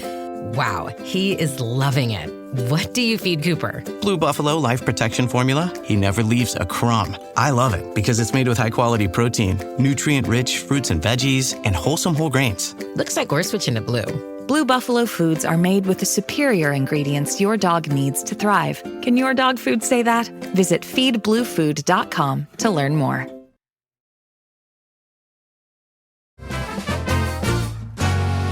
Hello, I'd like to solicit your vote for District Attorney Daniels for DA. And don't forget to kiss the baby. That's a good vote getter, you know? Nothing over 16, though. That's a good smack in the head getter. Welcome back, everybody. We are talking about the Shaggy DA still, and Matt is going to hit us with a bunch of facts that he found out about this movie, which I always love because it sort of puts everything in a nice little container for me. And, I don't know what else to say to that. So, Matt, go ahead and take it away, please. This section is called Corpus Trivio Transmato. Okay. All right. I see you. And one thing I liked about this movie compared to some of the other movies is, on this show, we're almost at the end of our second season and I'm loving it. But we come across kind of a lot of the same people over and over again. Like Disney is famous for using some of the same actors and everything. Yeah. And it was nice to get to a section of Disney movie making where we're seeing some people we haven't really come across before. And so I'm excited to talk about some of these people. I agree. And it does feel like this season in particular, like the movies that we chose for this season have the same people repeatedly over and over again. So maybe next season we should look at the cast. Well, it felt pretty random what we picked. It did. And yet, the Walt Disney Studios, turns out they were a pretty tight-knit machine, Yeah, man, absolutely. And there's a few moments in here that I'll discuss where like that's abundantly true. But so we'll get into it. There's a lot of fun stuff to learn today.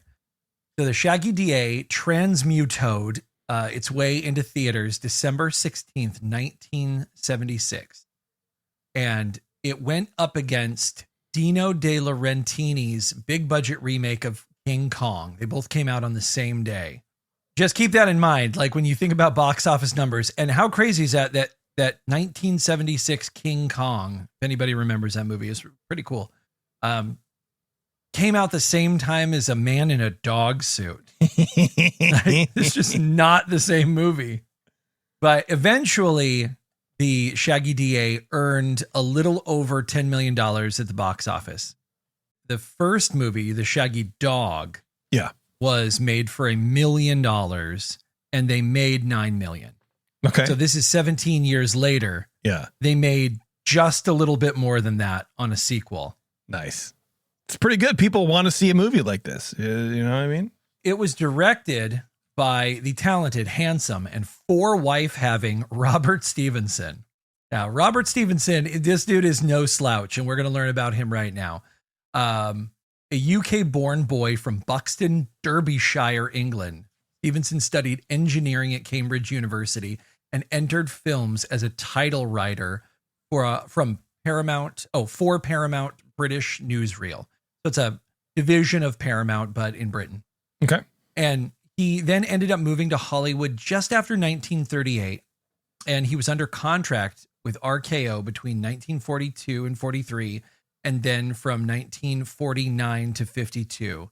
His biggest directorial success was Jane Eyre, 1943, starring Orson Welles. And he spent most of the war years producing documentary films for Frank Capra. So if everyone remembers the It's a Wonderful Life, Frank Capra. Mm-hmm. Yeah. So it's cool. He's in good company already. Like he's doing all right. Oh yeah, dude. And then he had several commercial failures in the late 1940s, and that forced him to work in television until he was signed by Disney in 1956. There, he happily remained for the next 22 years, turning out youth and family-oriented pictures.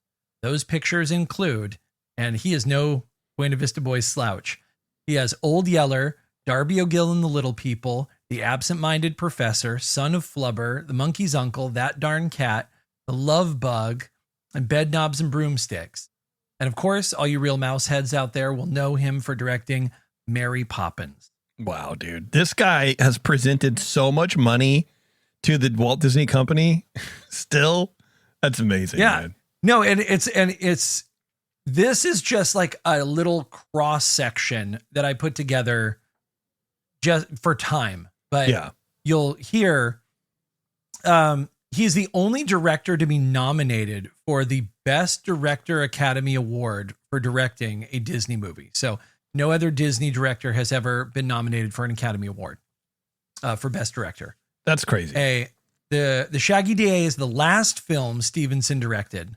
And at the time of his retirement from filmmaking in 1976, 19 of Stevenson's films were listed among the highest grossing films ever made.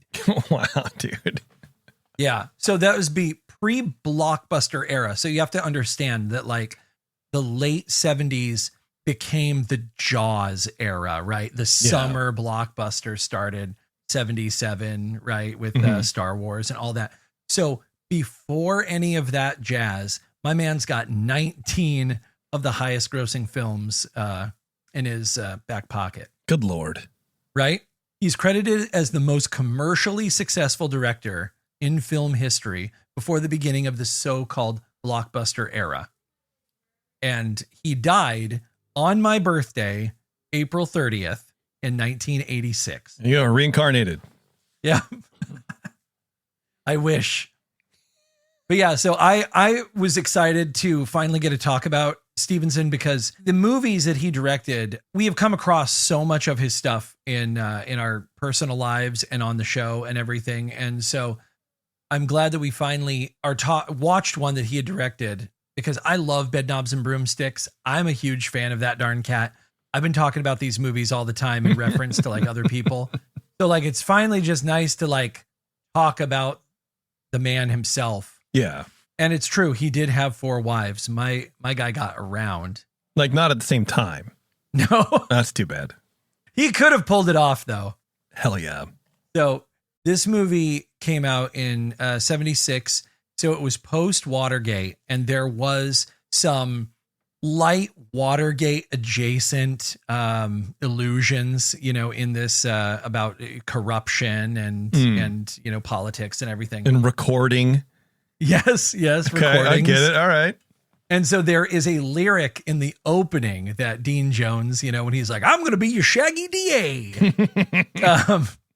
It says, let the past be water through the gate. Oh, you trickers. So, well, and then also, I don't know, maybe you might say this, but what made me think of it was at one point, Wilby's driving around his station wagon with like speakers on the car, classic. And then with the banner, it says vote for, whatever. And then he Goldie like Wilson. leans out the car and he has the 2-piece sign, the victory sign, and like he waggles them at everybody like Nixon Oh did. no, I did. You know what? Honestly, I did not put that together. Yeah, to be I was fair, like, oh man, very that's funny. funny. Yeah, I love that. So my favorite part of this is, and I won't take up too much time with it, but it's something we should explore later, is this story, as we've said multiple times, takes place in the fictional town of Medfield. And so the other movies that take place in Medfield are The Absent-Minded Professor, The Son of Flubber, $1 Million Duck took place in Medfield, the Dexter Riley trilogy, Computer Wore Tennis Shoes, Now You See Him, Now You Don't, Strongest Man in the World. Those all took place in Medfield at Medfield College. There is a shared universe now with all of these movies. we I think have to maybe during our break between season 2 and 3. We need to maybe hire a nerd to do this because I don't know if I could do this. Sit down and sort of timeline out in Medfield College or Medfield Town, like what is happening and where and when. And would these people have crossed paths and are they mentioning each other in the different movies? Like, are there a nod to the Computer Wore Tennis Shoes in this or whatever? Like, that'd be fun. No, and here's the thing. I'm going to actually skip to another section real quick and talk about the actor who played Slade, because there is another layer of onion on the Medfield universe here. It's our very own blooming onion, folks. Yeah, dude, it's freaking me out. I'm loving it. So Keenan Wynn is the actor who played the cigar-chomping, dirty-dealing DA John Slade. Wynn has played many Disney villains over the years. He was Alonzo Hawk in Absent-Minded Professor, the sequel to The Absent-Minded Professor, Son of Flubber. And what's baking my noodle is he reprises his role as Alonzo Hawk in the movie Herbie Rides Again. So Herbie's universe is now in the Medfield universe because they share Alonzo Hawk, who is the same villain from these other movies. That's crazy. So, Medfield, you would think would be kind of a smaller town, but it has AJ Arno as the big criminal in Computer Wore Tennis Shoe stuff, and then now you have Slade, and then Rorschach or whatever. Yeah, there's a lot. This is the Gotham City of the West Coast. I'm loving it too. And what's crazy is how this movie, with Slade being the DA and being in with the mafia and everything, it pays off something that happened in Now You See Him, Now You Don't, or Now You See Me, Now You Don't, where we were both wondering, how did AJ Arno get out of jail? Right. Just like out of nowhere. Right. And he goes, don't worry, boys. It's a big misunderstanding. Right. So that sets up a history of the town catering to the mafia. Yes, absolutely. So Slade got him out. Yeah, either Slade or, depending on when the movie took place, somebody was carrying on the legacy. Somebody over there is well entrenched with the mafia, with the seedy underbelly of Medfield. That's funny. And so it's kind of awesome how all of this sort of jives together and pays itself off later. Yeah. Love it. So I love that the Herbie universe is now also, the Herbieverse is now part of the Medfield verse. And yeah, I really want somebody to dig into this a lot harder because I know there's more crossover somewhere. Yeah, it's gotta be. But yeah, so he also played the character Martin Ridgway. He was the villain in Snowball Express. Also had Dean Jones returning to Disney after a little bit of time. And he's Vince Herber, who plays a racist sheriff in the movie Smith! ! Okay. Wynn himself, who I recognize from all kinds of television and movies and bit parts. He has over 280 acting credits on IMDb. Wow, he's the voice of the Winter Warlock in the 1970s Santa Claus is Coming to Town. Okay. Love that. He's got, and you can hear it too. His voice is so distinct. He plays one of my favorite protagonists in an episode of The Twilight Zone, which we've talked about before, actually, because of the person who handles the elephant in this episode. Yeah. It's the same company that handled the tiger in Tiger Walks. Okay. Yeah. Yeah. And so it's an episode of Twilight Zone, season 1, episode 36, A World of Zone. He plays a writer, and anything he puts on his typewriter becomes real. Nice. And so now I will move back up, but I had to put that together, this universe that Disney created. And I don't even know if they knew they were doing it. Awesome. This movie is set 17 years after The Shaggy Dog. Tommy Kirk was born in 1941, making him roughly 18 years of age when the movie first came out, right? So when they were filming the movie, he was roughly 18. Let's assume that Wilby is more like 16, because I think that's probably true. Yeah, that's about fair. So then for this movie, he would be 33 years old, give or take, to be in the Shaggy DA. But Dean Jones was born in 1931, making him 45 years old when he made this movie. He's 45 in this? He looks older than that. Yeah. Yeah. But so that's something that always kind of bugged me, is that, like, I don't care that they changed out Tommy Kirk. Like, that's fine to me. Yeah. But my big thing is that Dean Jones was way older for the 17-year gap. And yes, they never did say what exact year it was, I don't believe. But all right, this movie sees the reunion of Dean Jones and Suzanne Plachette. Last time we saw these two, they were fighting over who had the better dog training skills in The Ugly Dachshund. To fill our Buena Vista Boys bingo card, next we need to watch them together in Blackbeard's Ghost, where they work together one more time. And this time they are plagued by the ghost of Peter Ustov's Blackbeard.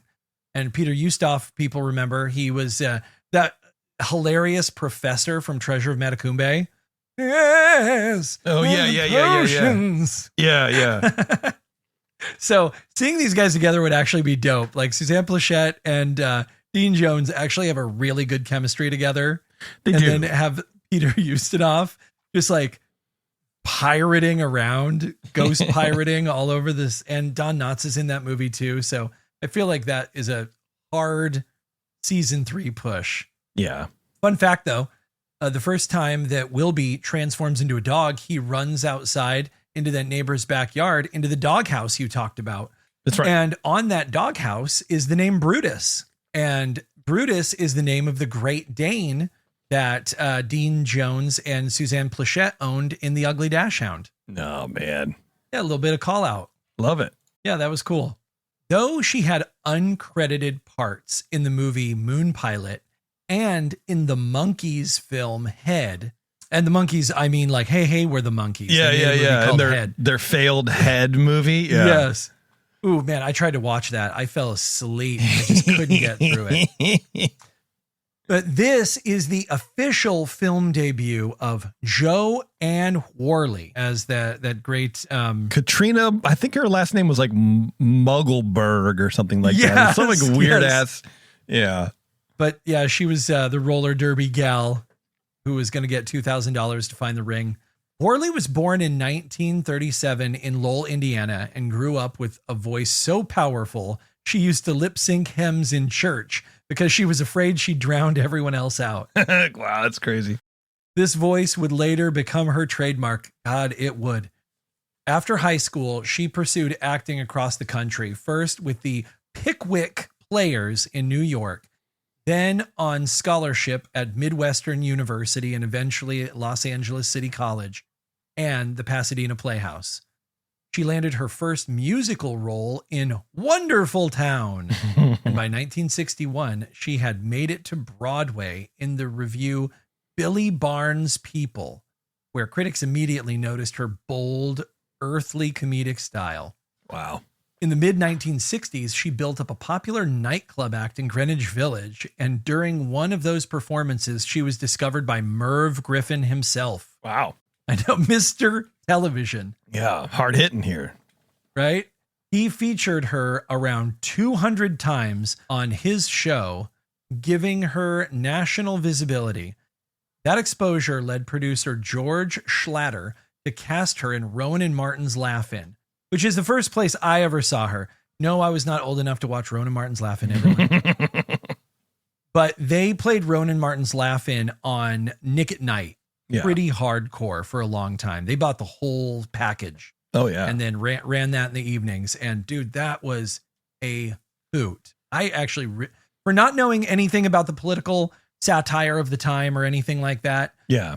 I had seen some of the actors in Ronan Martin's Laugh-In in movies that my dad watched and everything. So I was like making these visual connections, and they did the bit where they would come out of the doors and they would do jokes. And I found it so funny. Yeah. There were things about that, even as a kid, that were relatable enough that it like kept me watching. Sure. And for sure. Joanne Worley was so funny on that show. But did you know that long after Laugh-In, Joanne carved out a major stage career? So after she was done acting in movies and everything, she toured the country in classics like Gypsy, Mame, Annie Get Your Gun, Anything Goes. And she also worked extensively with Disney, and many fans know her best as the unforgettable voice of the wardrobe in Beauty and the Beast. There you go. That's probably where I recognize her voice from for sure. Yeah. Oh, we're getting you ready. It's so funny, dude. On Broadway, she returned in 1989 with Prince of Central Park, but her most beloved later role came in 2007, where she joined the cast of The Drowsy Chaperone as Mrs. Tottendale. Her performance was so well received, she later reprised the role in regional productions. She even stepped into the world of Oz, playing Madame Morble in the Los Angeles production of Wicked. I got to tell you, there was no bigger treat for me. I went to see The Drowsy Chaperone in New York on Broadway when she was doing her run. And I had never heard of this show. I picked it out of a hat because my friend Andy wanted to take us to a show. Yeah. And I was like, I want to go to a show that's like classic Broadway. I don't want to go to some newfangled show. I want a classic Broadway show. So he picked this one. We didn't know a lot about it. Joanne Worley came out on stage for her character, and I almost lost my shit. I had no idea she was in this. It was excellent. Nice. She had not lost a step. She was so good. Awesome. Yeah. It was so cool. I'll never forget it. So then outside the spotlight, Joanne has spent more than 4 decades advocating for animal welfare, serving on the board and eventually as president of Actors and Others for Animals. Actors and others. Actors and fine. others. Yeah. Or dismissive, but you're not an actor. Okay. Well, you're at the others table, but you can still come and be happy with the animals. All right. My Joanne Worley impression's garbage. I don't care. Cut it. I don't care. That's right. Did you know that one of television's greatest scene stealers started out as a shy kid from Shargan Falls, Ohio? I did. Born Thomas Daniel Conway in 1933. Tim Conway grew up in a Romanian-Irish household, learning his trademark accent from his mother, and eventually majored in radio and television at Bowling Green State University. After serving in the Army, he returned home and teamed up with local Cleveland legend Ernie Anderson, better known as Ghoulardi. Like the chocolate place in San Francisco? Yes. Okay. Yes. You know the late night ghoul actors. I mean, I guess, yeah. Yeah. But he created quirky late night comedy bits that caught the eye of actress Rose Marie. She brought him to New York, and that move launched his national career. You know how that happens sometimes? You're just doing bits and skits. Oh, yeah, and then dude. Some major player in the scene just whisks you away. That's what everybody on TikTok is hoping for right now. For real. Conway first broke big as the bumbling Ensign Parker in McHale's Navy, but the world truly fell in love with him on the Carol Burnett Show. Tim joined the full cast in 1975 and became famous for his characters like Mr. Tudball and the Oldest Man. Disney fans will recognize Conway from his classics like The World's Greatest Athlete, The Apple Dumpling Gang, Gus, The Apple Dumpling Gang Rides Again, and his partnership with Dom Knotts became one of the most beloved comic duo of the era. spanning Disney adventures, independent features like Prize Fighter and The Private Eyes. Private Eyes is so good. Go check that out, everyone. I watched that. Like my grandma had a dub of that, and I watched that dub into the ground. And then he later voiced roles in children's animation. And as if that wasn't enough, a whole new generation met him as Barnacle Boy on SpongeBob SquarePants. And that's a role that he had voiced for over a decade. I didn't know that. Do you know Barnacle Boy? Oh, yeah, of course, dude. Okay. Of course. Come on. Come on. Over his long career, Tim Conway collected Emmys, a Golden Globe. He became a Disney legend in 2004. He got a spot in TV's Hall of Fame, but he's mostly remembered for something much simpler, the way he made other people laugh so hard they couldn't finish the scene. Oh, man. You know, and I remember him, my mom used to have the VHS tape Dorf. Remember his character Dorf on Golf, where he would like, it's that that gag. I say classic too much. Where like he's on his knees, but he's pretending to just have like short legs, and he has like shoes on his knees, and he's walking around playing golf. Very funny. I'm sure he was very proud of that, but I left Dorf out to give the man some dignity. I love Dorf, man. Dorf was great. No thanks. Pass. Hard pass. Anyway, we were talking about Tim Conway and talking about the flavors of ice cream that his character Tim sells. Yes. He has the truck, and it says 44 flavors of ice cream. And we don't get all 44 flavors, but he does reveal a few in the movie. And so the ones we do hear about are gingerbread Rocky Road slush. Wood. Yeah. Smash. Yeah, absolutely. Kumquat Bavarian chocolate with lime mint. Again, wood. Yes. This is my favorite. Pine scented gooseberry. Yeah, I don't know. Maybe. So it's gooseberry flavored, but then they just spritz pine over it. So you get a hint in your nostrils. Yeah. Avocado surprise. No. I don't want to know what the surprise is. Yeah.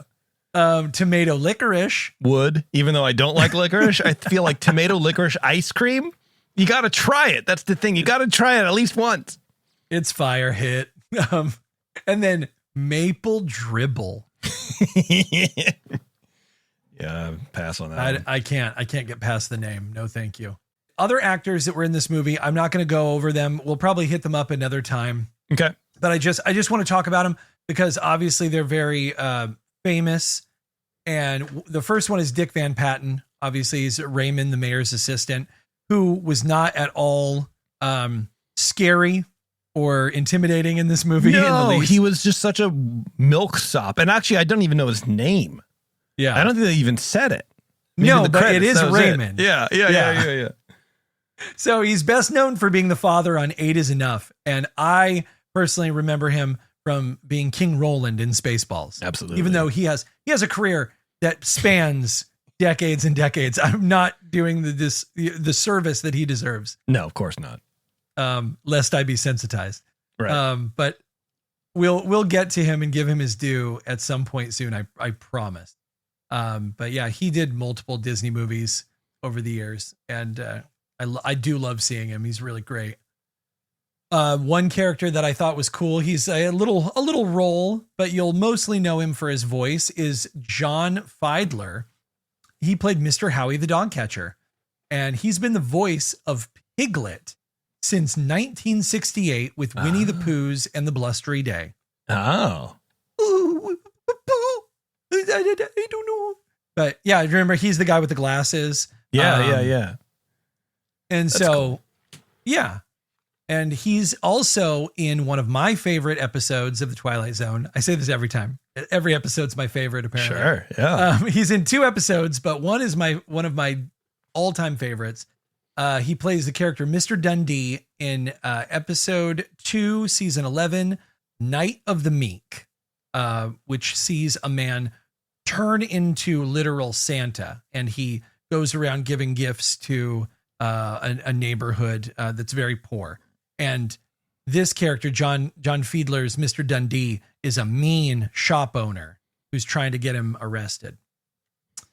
And then he's in season 3, episode 36 of Cavender is Coming. So if you like John, go check those out. There you go. And then Hans Conrad, who I will, nobody will remember the name, but you'll know who I'm talking about in a second. He plays Professor Watley, right? In this, I don't say them too many times. Yeah. He was the voice of Captain Hook from Peter Pan. There you go. And we last talked about him on Buena Vista Boys episode where we covered the Ballad of Davy Crockett. He shows up awkwardly in the last 25 minutes of that movie. Remember? Like Davy and his friend are wearing their leathers and their furs and stuff. And they're on a boat and they see sort of a fashionable, almost like riverboat gambler. Mm-hmm. And he goes, are you gentlemen coming along? Here, I'll join you on your pursuits. That's right. Yeah. And so that was him. He that's funny. And he aged up a ton by the time this movie came around. So his voice is really the main thing that will key you in on that it's him. Yeah. His hair had kind of thinned out and everything. Also, I love that this movie, for keen-eyed people, because he only gets 4 seconds of screen time, you see Michael McGreevy as Sheldon. He's the backup dog catcher. And now we know where all of that Medfield College schooling went for Skylar. That's right. Yeah. I didn't recognize him at first. And then he got a couple of lines there when all the dogs break out. And hey, Skylar, what's up, brother? Yeah, I know, right? And I honestly thought it was Skylar. To be fair, I thought this is what happened to him. It could be. This is the thing. This is how we warp everything together. Right. They do call him Sheldon, but I mean, that could be just a graphical error. Because I think that's his name in the script. I don't think anyone says his name. Yeah. So that's just a thing on IMDb. That could be fake stuff. People put stuff on there all the time. I like to think that this is Skylar after all that happened at Medfield College. Yeah. The invisibility, the super strength, all Isn't of there it. a thing He just became a dog catcher. I remember some media, I forget what, film, television, cartoons, whatever, but it was always considered to be the stoner kid who didn't amount to anything in high school would end up being the town dog catcher. Yeah, it was exactly. It was a negative. And so this totally matches for me. Yeah. Okay, so we'll just call it here. We'll just say that's canon. Skylar is the dog catcher. There you go. All right. Speaking of, though, the dog catcher and the dog kennel scene where Dean Jones's Wilby talks to all these dogs. So all these dogs have very distinct accents, and I don't know the breeds of all of them. There's a Basset Hound. There is that Boston Terrier. He doesn't talk. There's a poodle. There's a couple of fluffy dogs. Yeah. And they do the voices of Humphrey Bogart. They also do a voice, they all sound the same, of James Cagney, Edward G. Robinson, Peter Lorre, and Mae West. Yeah, to be honest with you, they were all pretty bad. I heard it the first time. I was like, what the hell is this, dude? This is terrible. Yes. And I'm not going to speak ill of the person who did the impressions. George Kirby. Oh, yeah. George Kirby did all of them, including Mae West, which I thought was really weird. Yeah. I get the bit. The bit is, I get how it's supposed to be funny, right? They're all in jail and they're like, hey, all right, fella. Yeah. But it's the problem is Edward G. Robinson and James Cagney are so close that no one is likely going to be able to parse them out, especially now in 2025. Oh, dude, no, there's no way. And I know they weren't thinking about it. They all sounded, I don't know, whatever. It was fine. It was fine. Yeah. I think traditionally though, you don't have the same person do multiple voices, maybe 3 or 4. When you get to 6 or 7, it all sounds the same. It all gets washed out. Well, and the only one that really sounded different was the Mae West one, which was sort of hey, big boy. That's it. It sounded like a guy doing a female voice. It was just awful. Totally. All right. And then Peter Lorre, hey, okay, what are we doing, guys? It's all right. Yeah. He did okay, but I thought that scene was funny because I mean, we're movie nerds, so it's I get what they were doing. I knew what those impressions were. Yeah. But for anybody watching now, they're like, what in the hell is happening? Oh, exactly. Yeah. Because somebody would just do a New York accent. They just go, hey, are you okay, pal? Right. Oh, for sure. Hey, all right, Fast Eddie. There you go, everyone. That's my impression. For the pie fight scene, I counted on those tables 120 pies. That's what I could see. Okay. But if we do the math, which I did, and anybody can go into the comments and they can fight with me on this. The pie fight, when we moved away from the auction and it went straight into the pie fight, people are throwing pies. This is a room full of people throwing pies. Right. It lasted for 49 seconds on screen. Okay. And if you assume a pie is thrown every 2 seconds by everyone in the scene, that's 27 people I counted in that scene. You would need 660 pies to cover that time frame. Damn, dude. And so even if you say only half the people in the room are throwing those pies, you'd need well over 300. Sure, yeah. Which was not happening. No. And I don't know if you noticed this, but it was like the pies were all set up. It was almost like they go, hey, get all the pies in the back, set them up pie fight style. That's right. Get them ready. That's like a tradition. What happens in catering? set up a pie fight technique. But you'll notice there's nothing on the back walls. And then they cut to that maitre d' guy or whatever who gets hit in the first place, right? He's the first victim. He's got pies like lined up by the back coffee machine, just like 5 in a row. I don't know where he got them from because they weren't back there. Everyone was accounted for on the tables. Friggin' Disney, dude. Come on. Bro's got phantom pies just coming out of nowhere. Anyway, that's foolish. The ring in the movie looks completely different from the Shaggy Dog.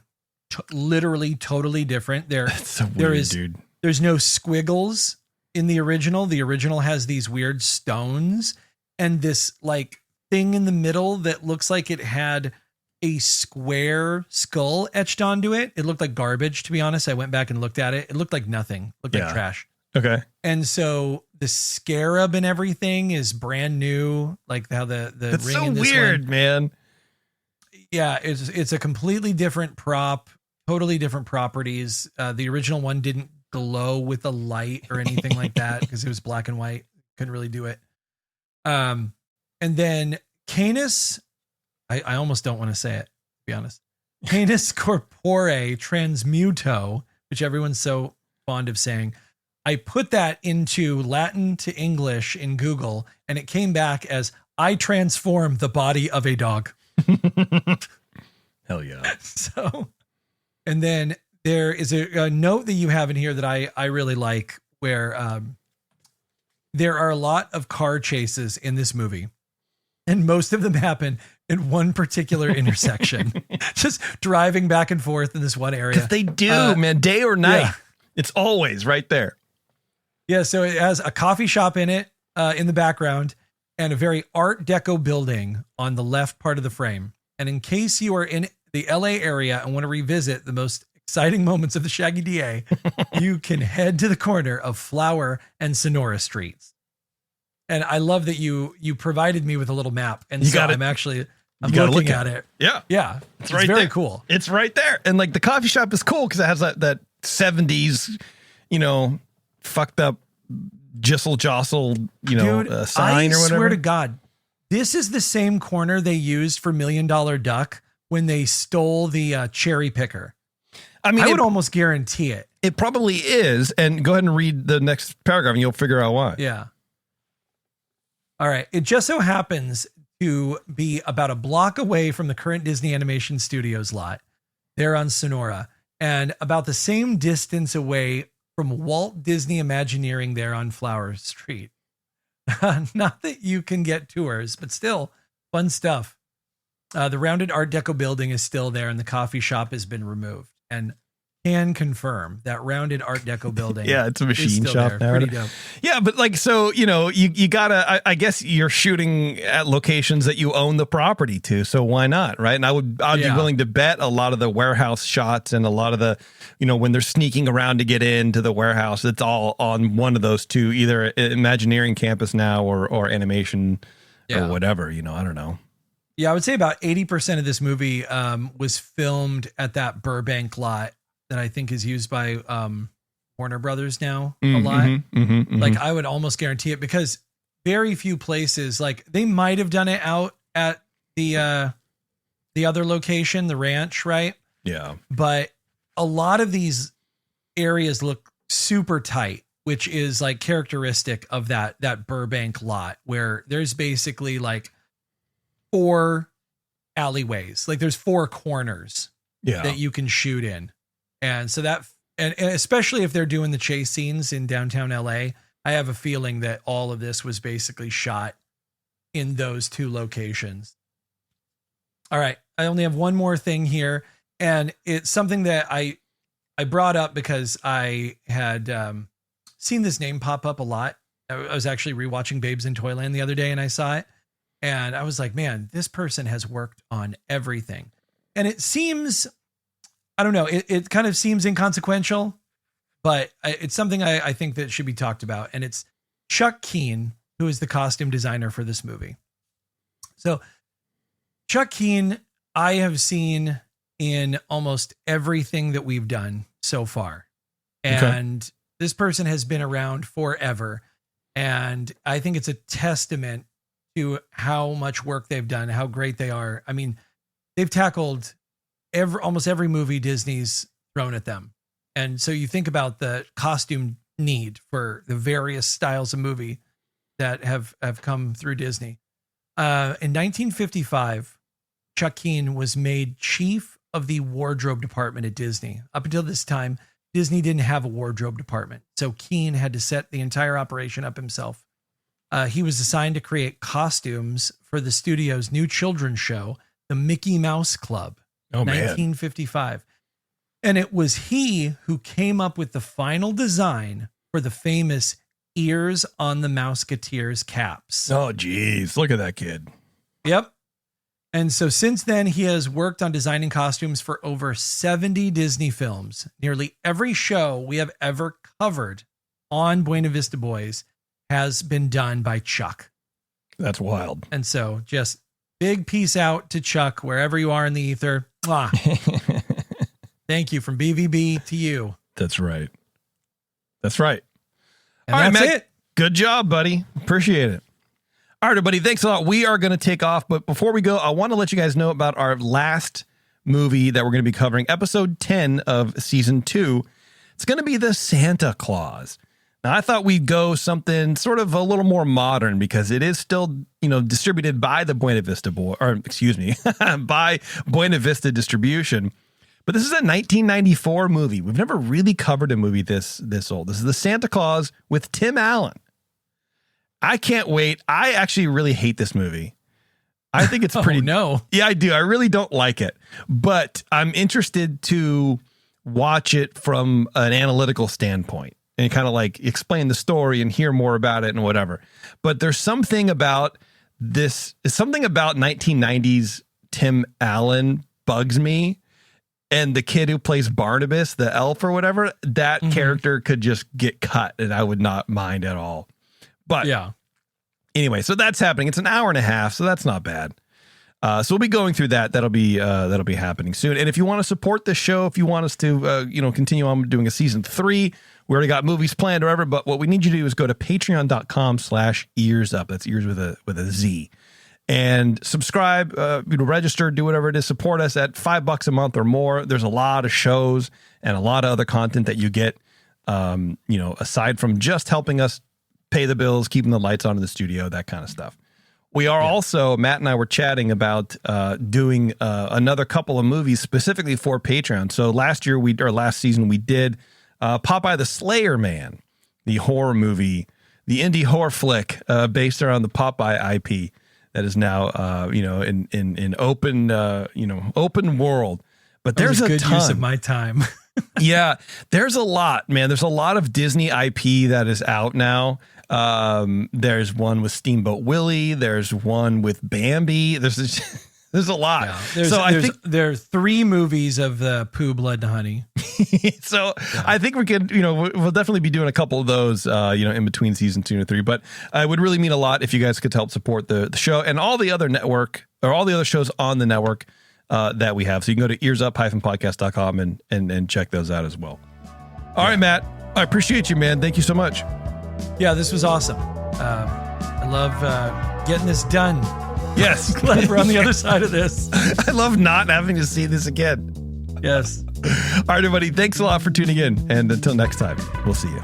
I'm going to go transmuto. What are you doing down there, Mr. Howie? That big dog told me to stay. The holidays mean more travel, more shopping, more time online, and more personal info in more places that could expose you more to identity theft. But LifeLock monitors millions of data points per second. If your identity is stolen, our US-based restoration specialists will fix it, guaranteed, or your money back. Don't face drained accounts, fraudulent loans, or financial losses alone. Get more holiday fun and less holiday worry with LifeLock. Save up to 40% your first year. Visit LifeLock.com/podcast. Terms apply.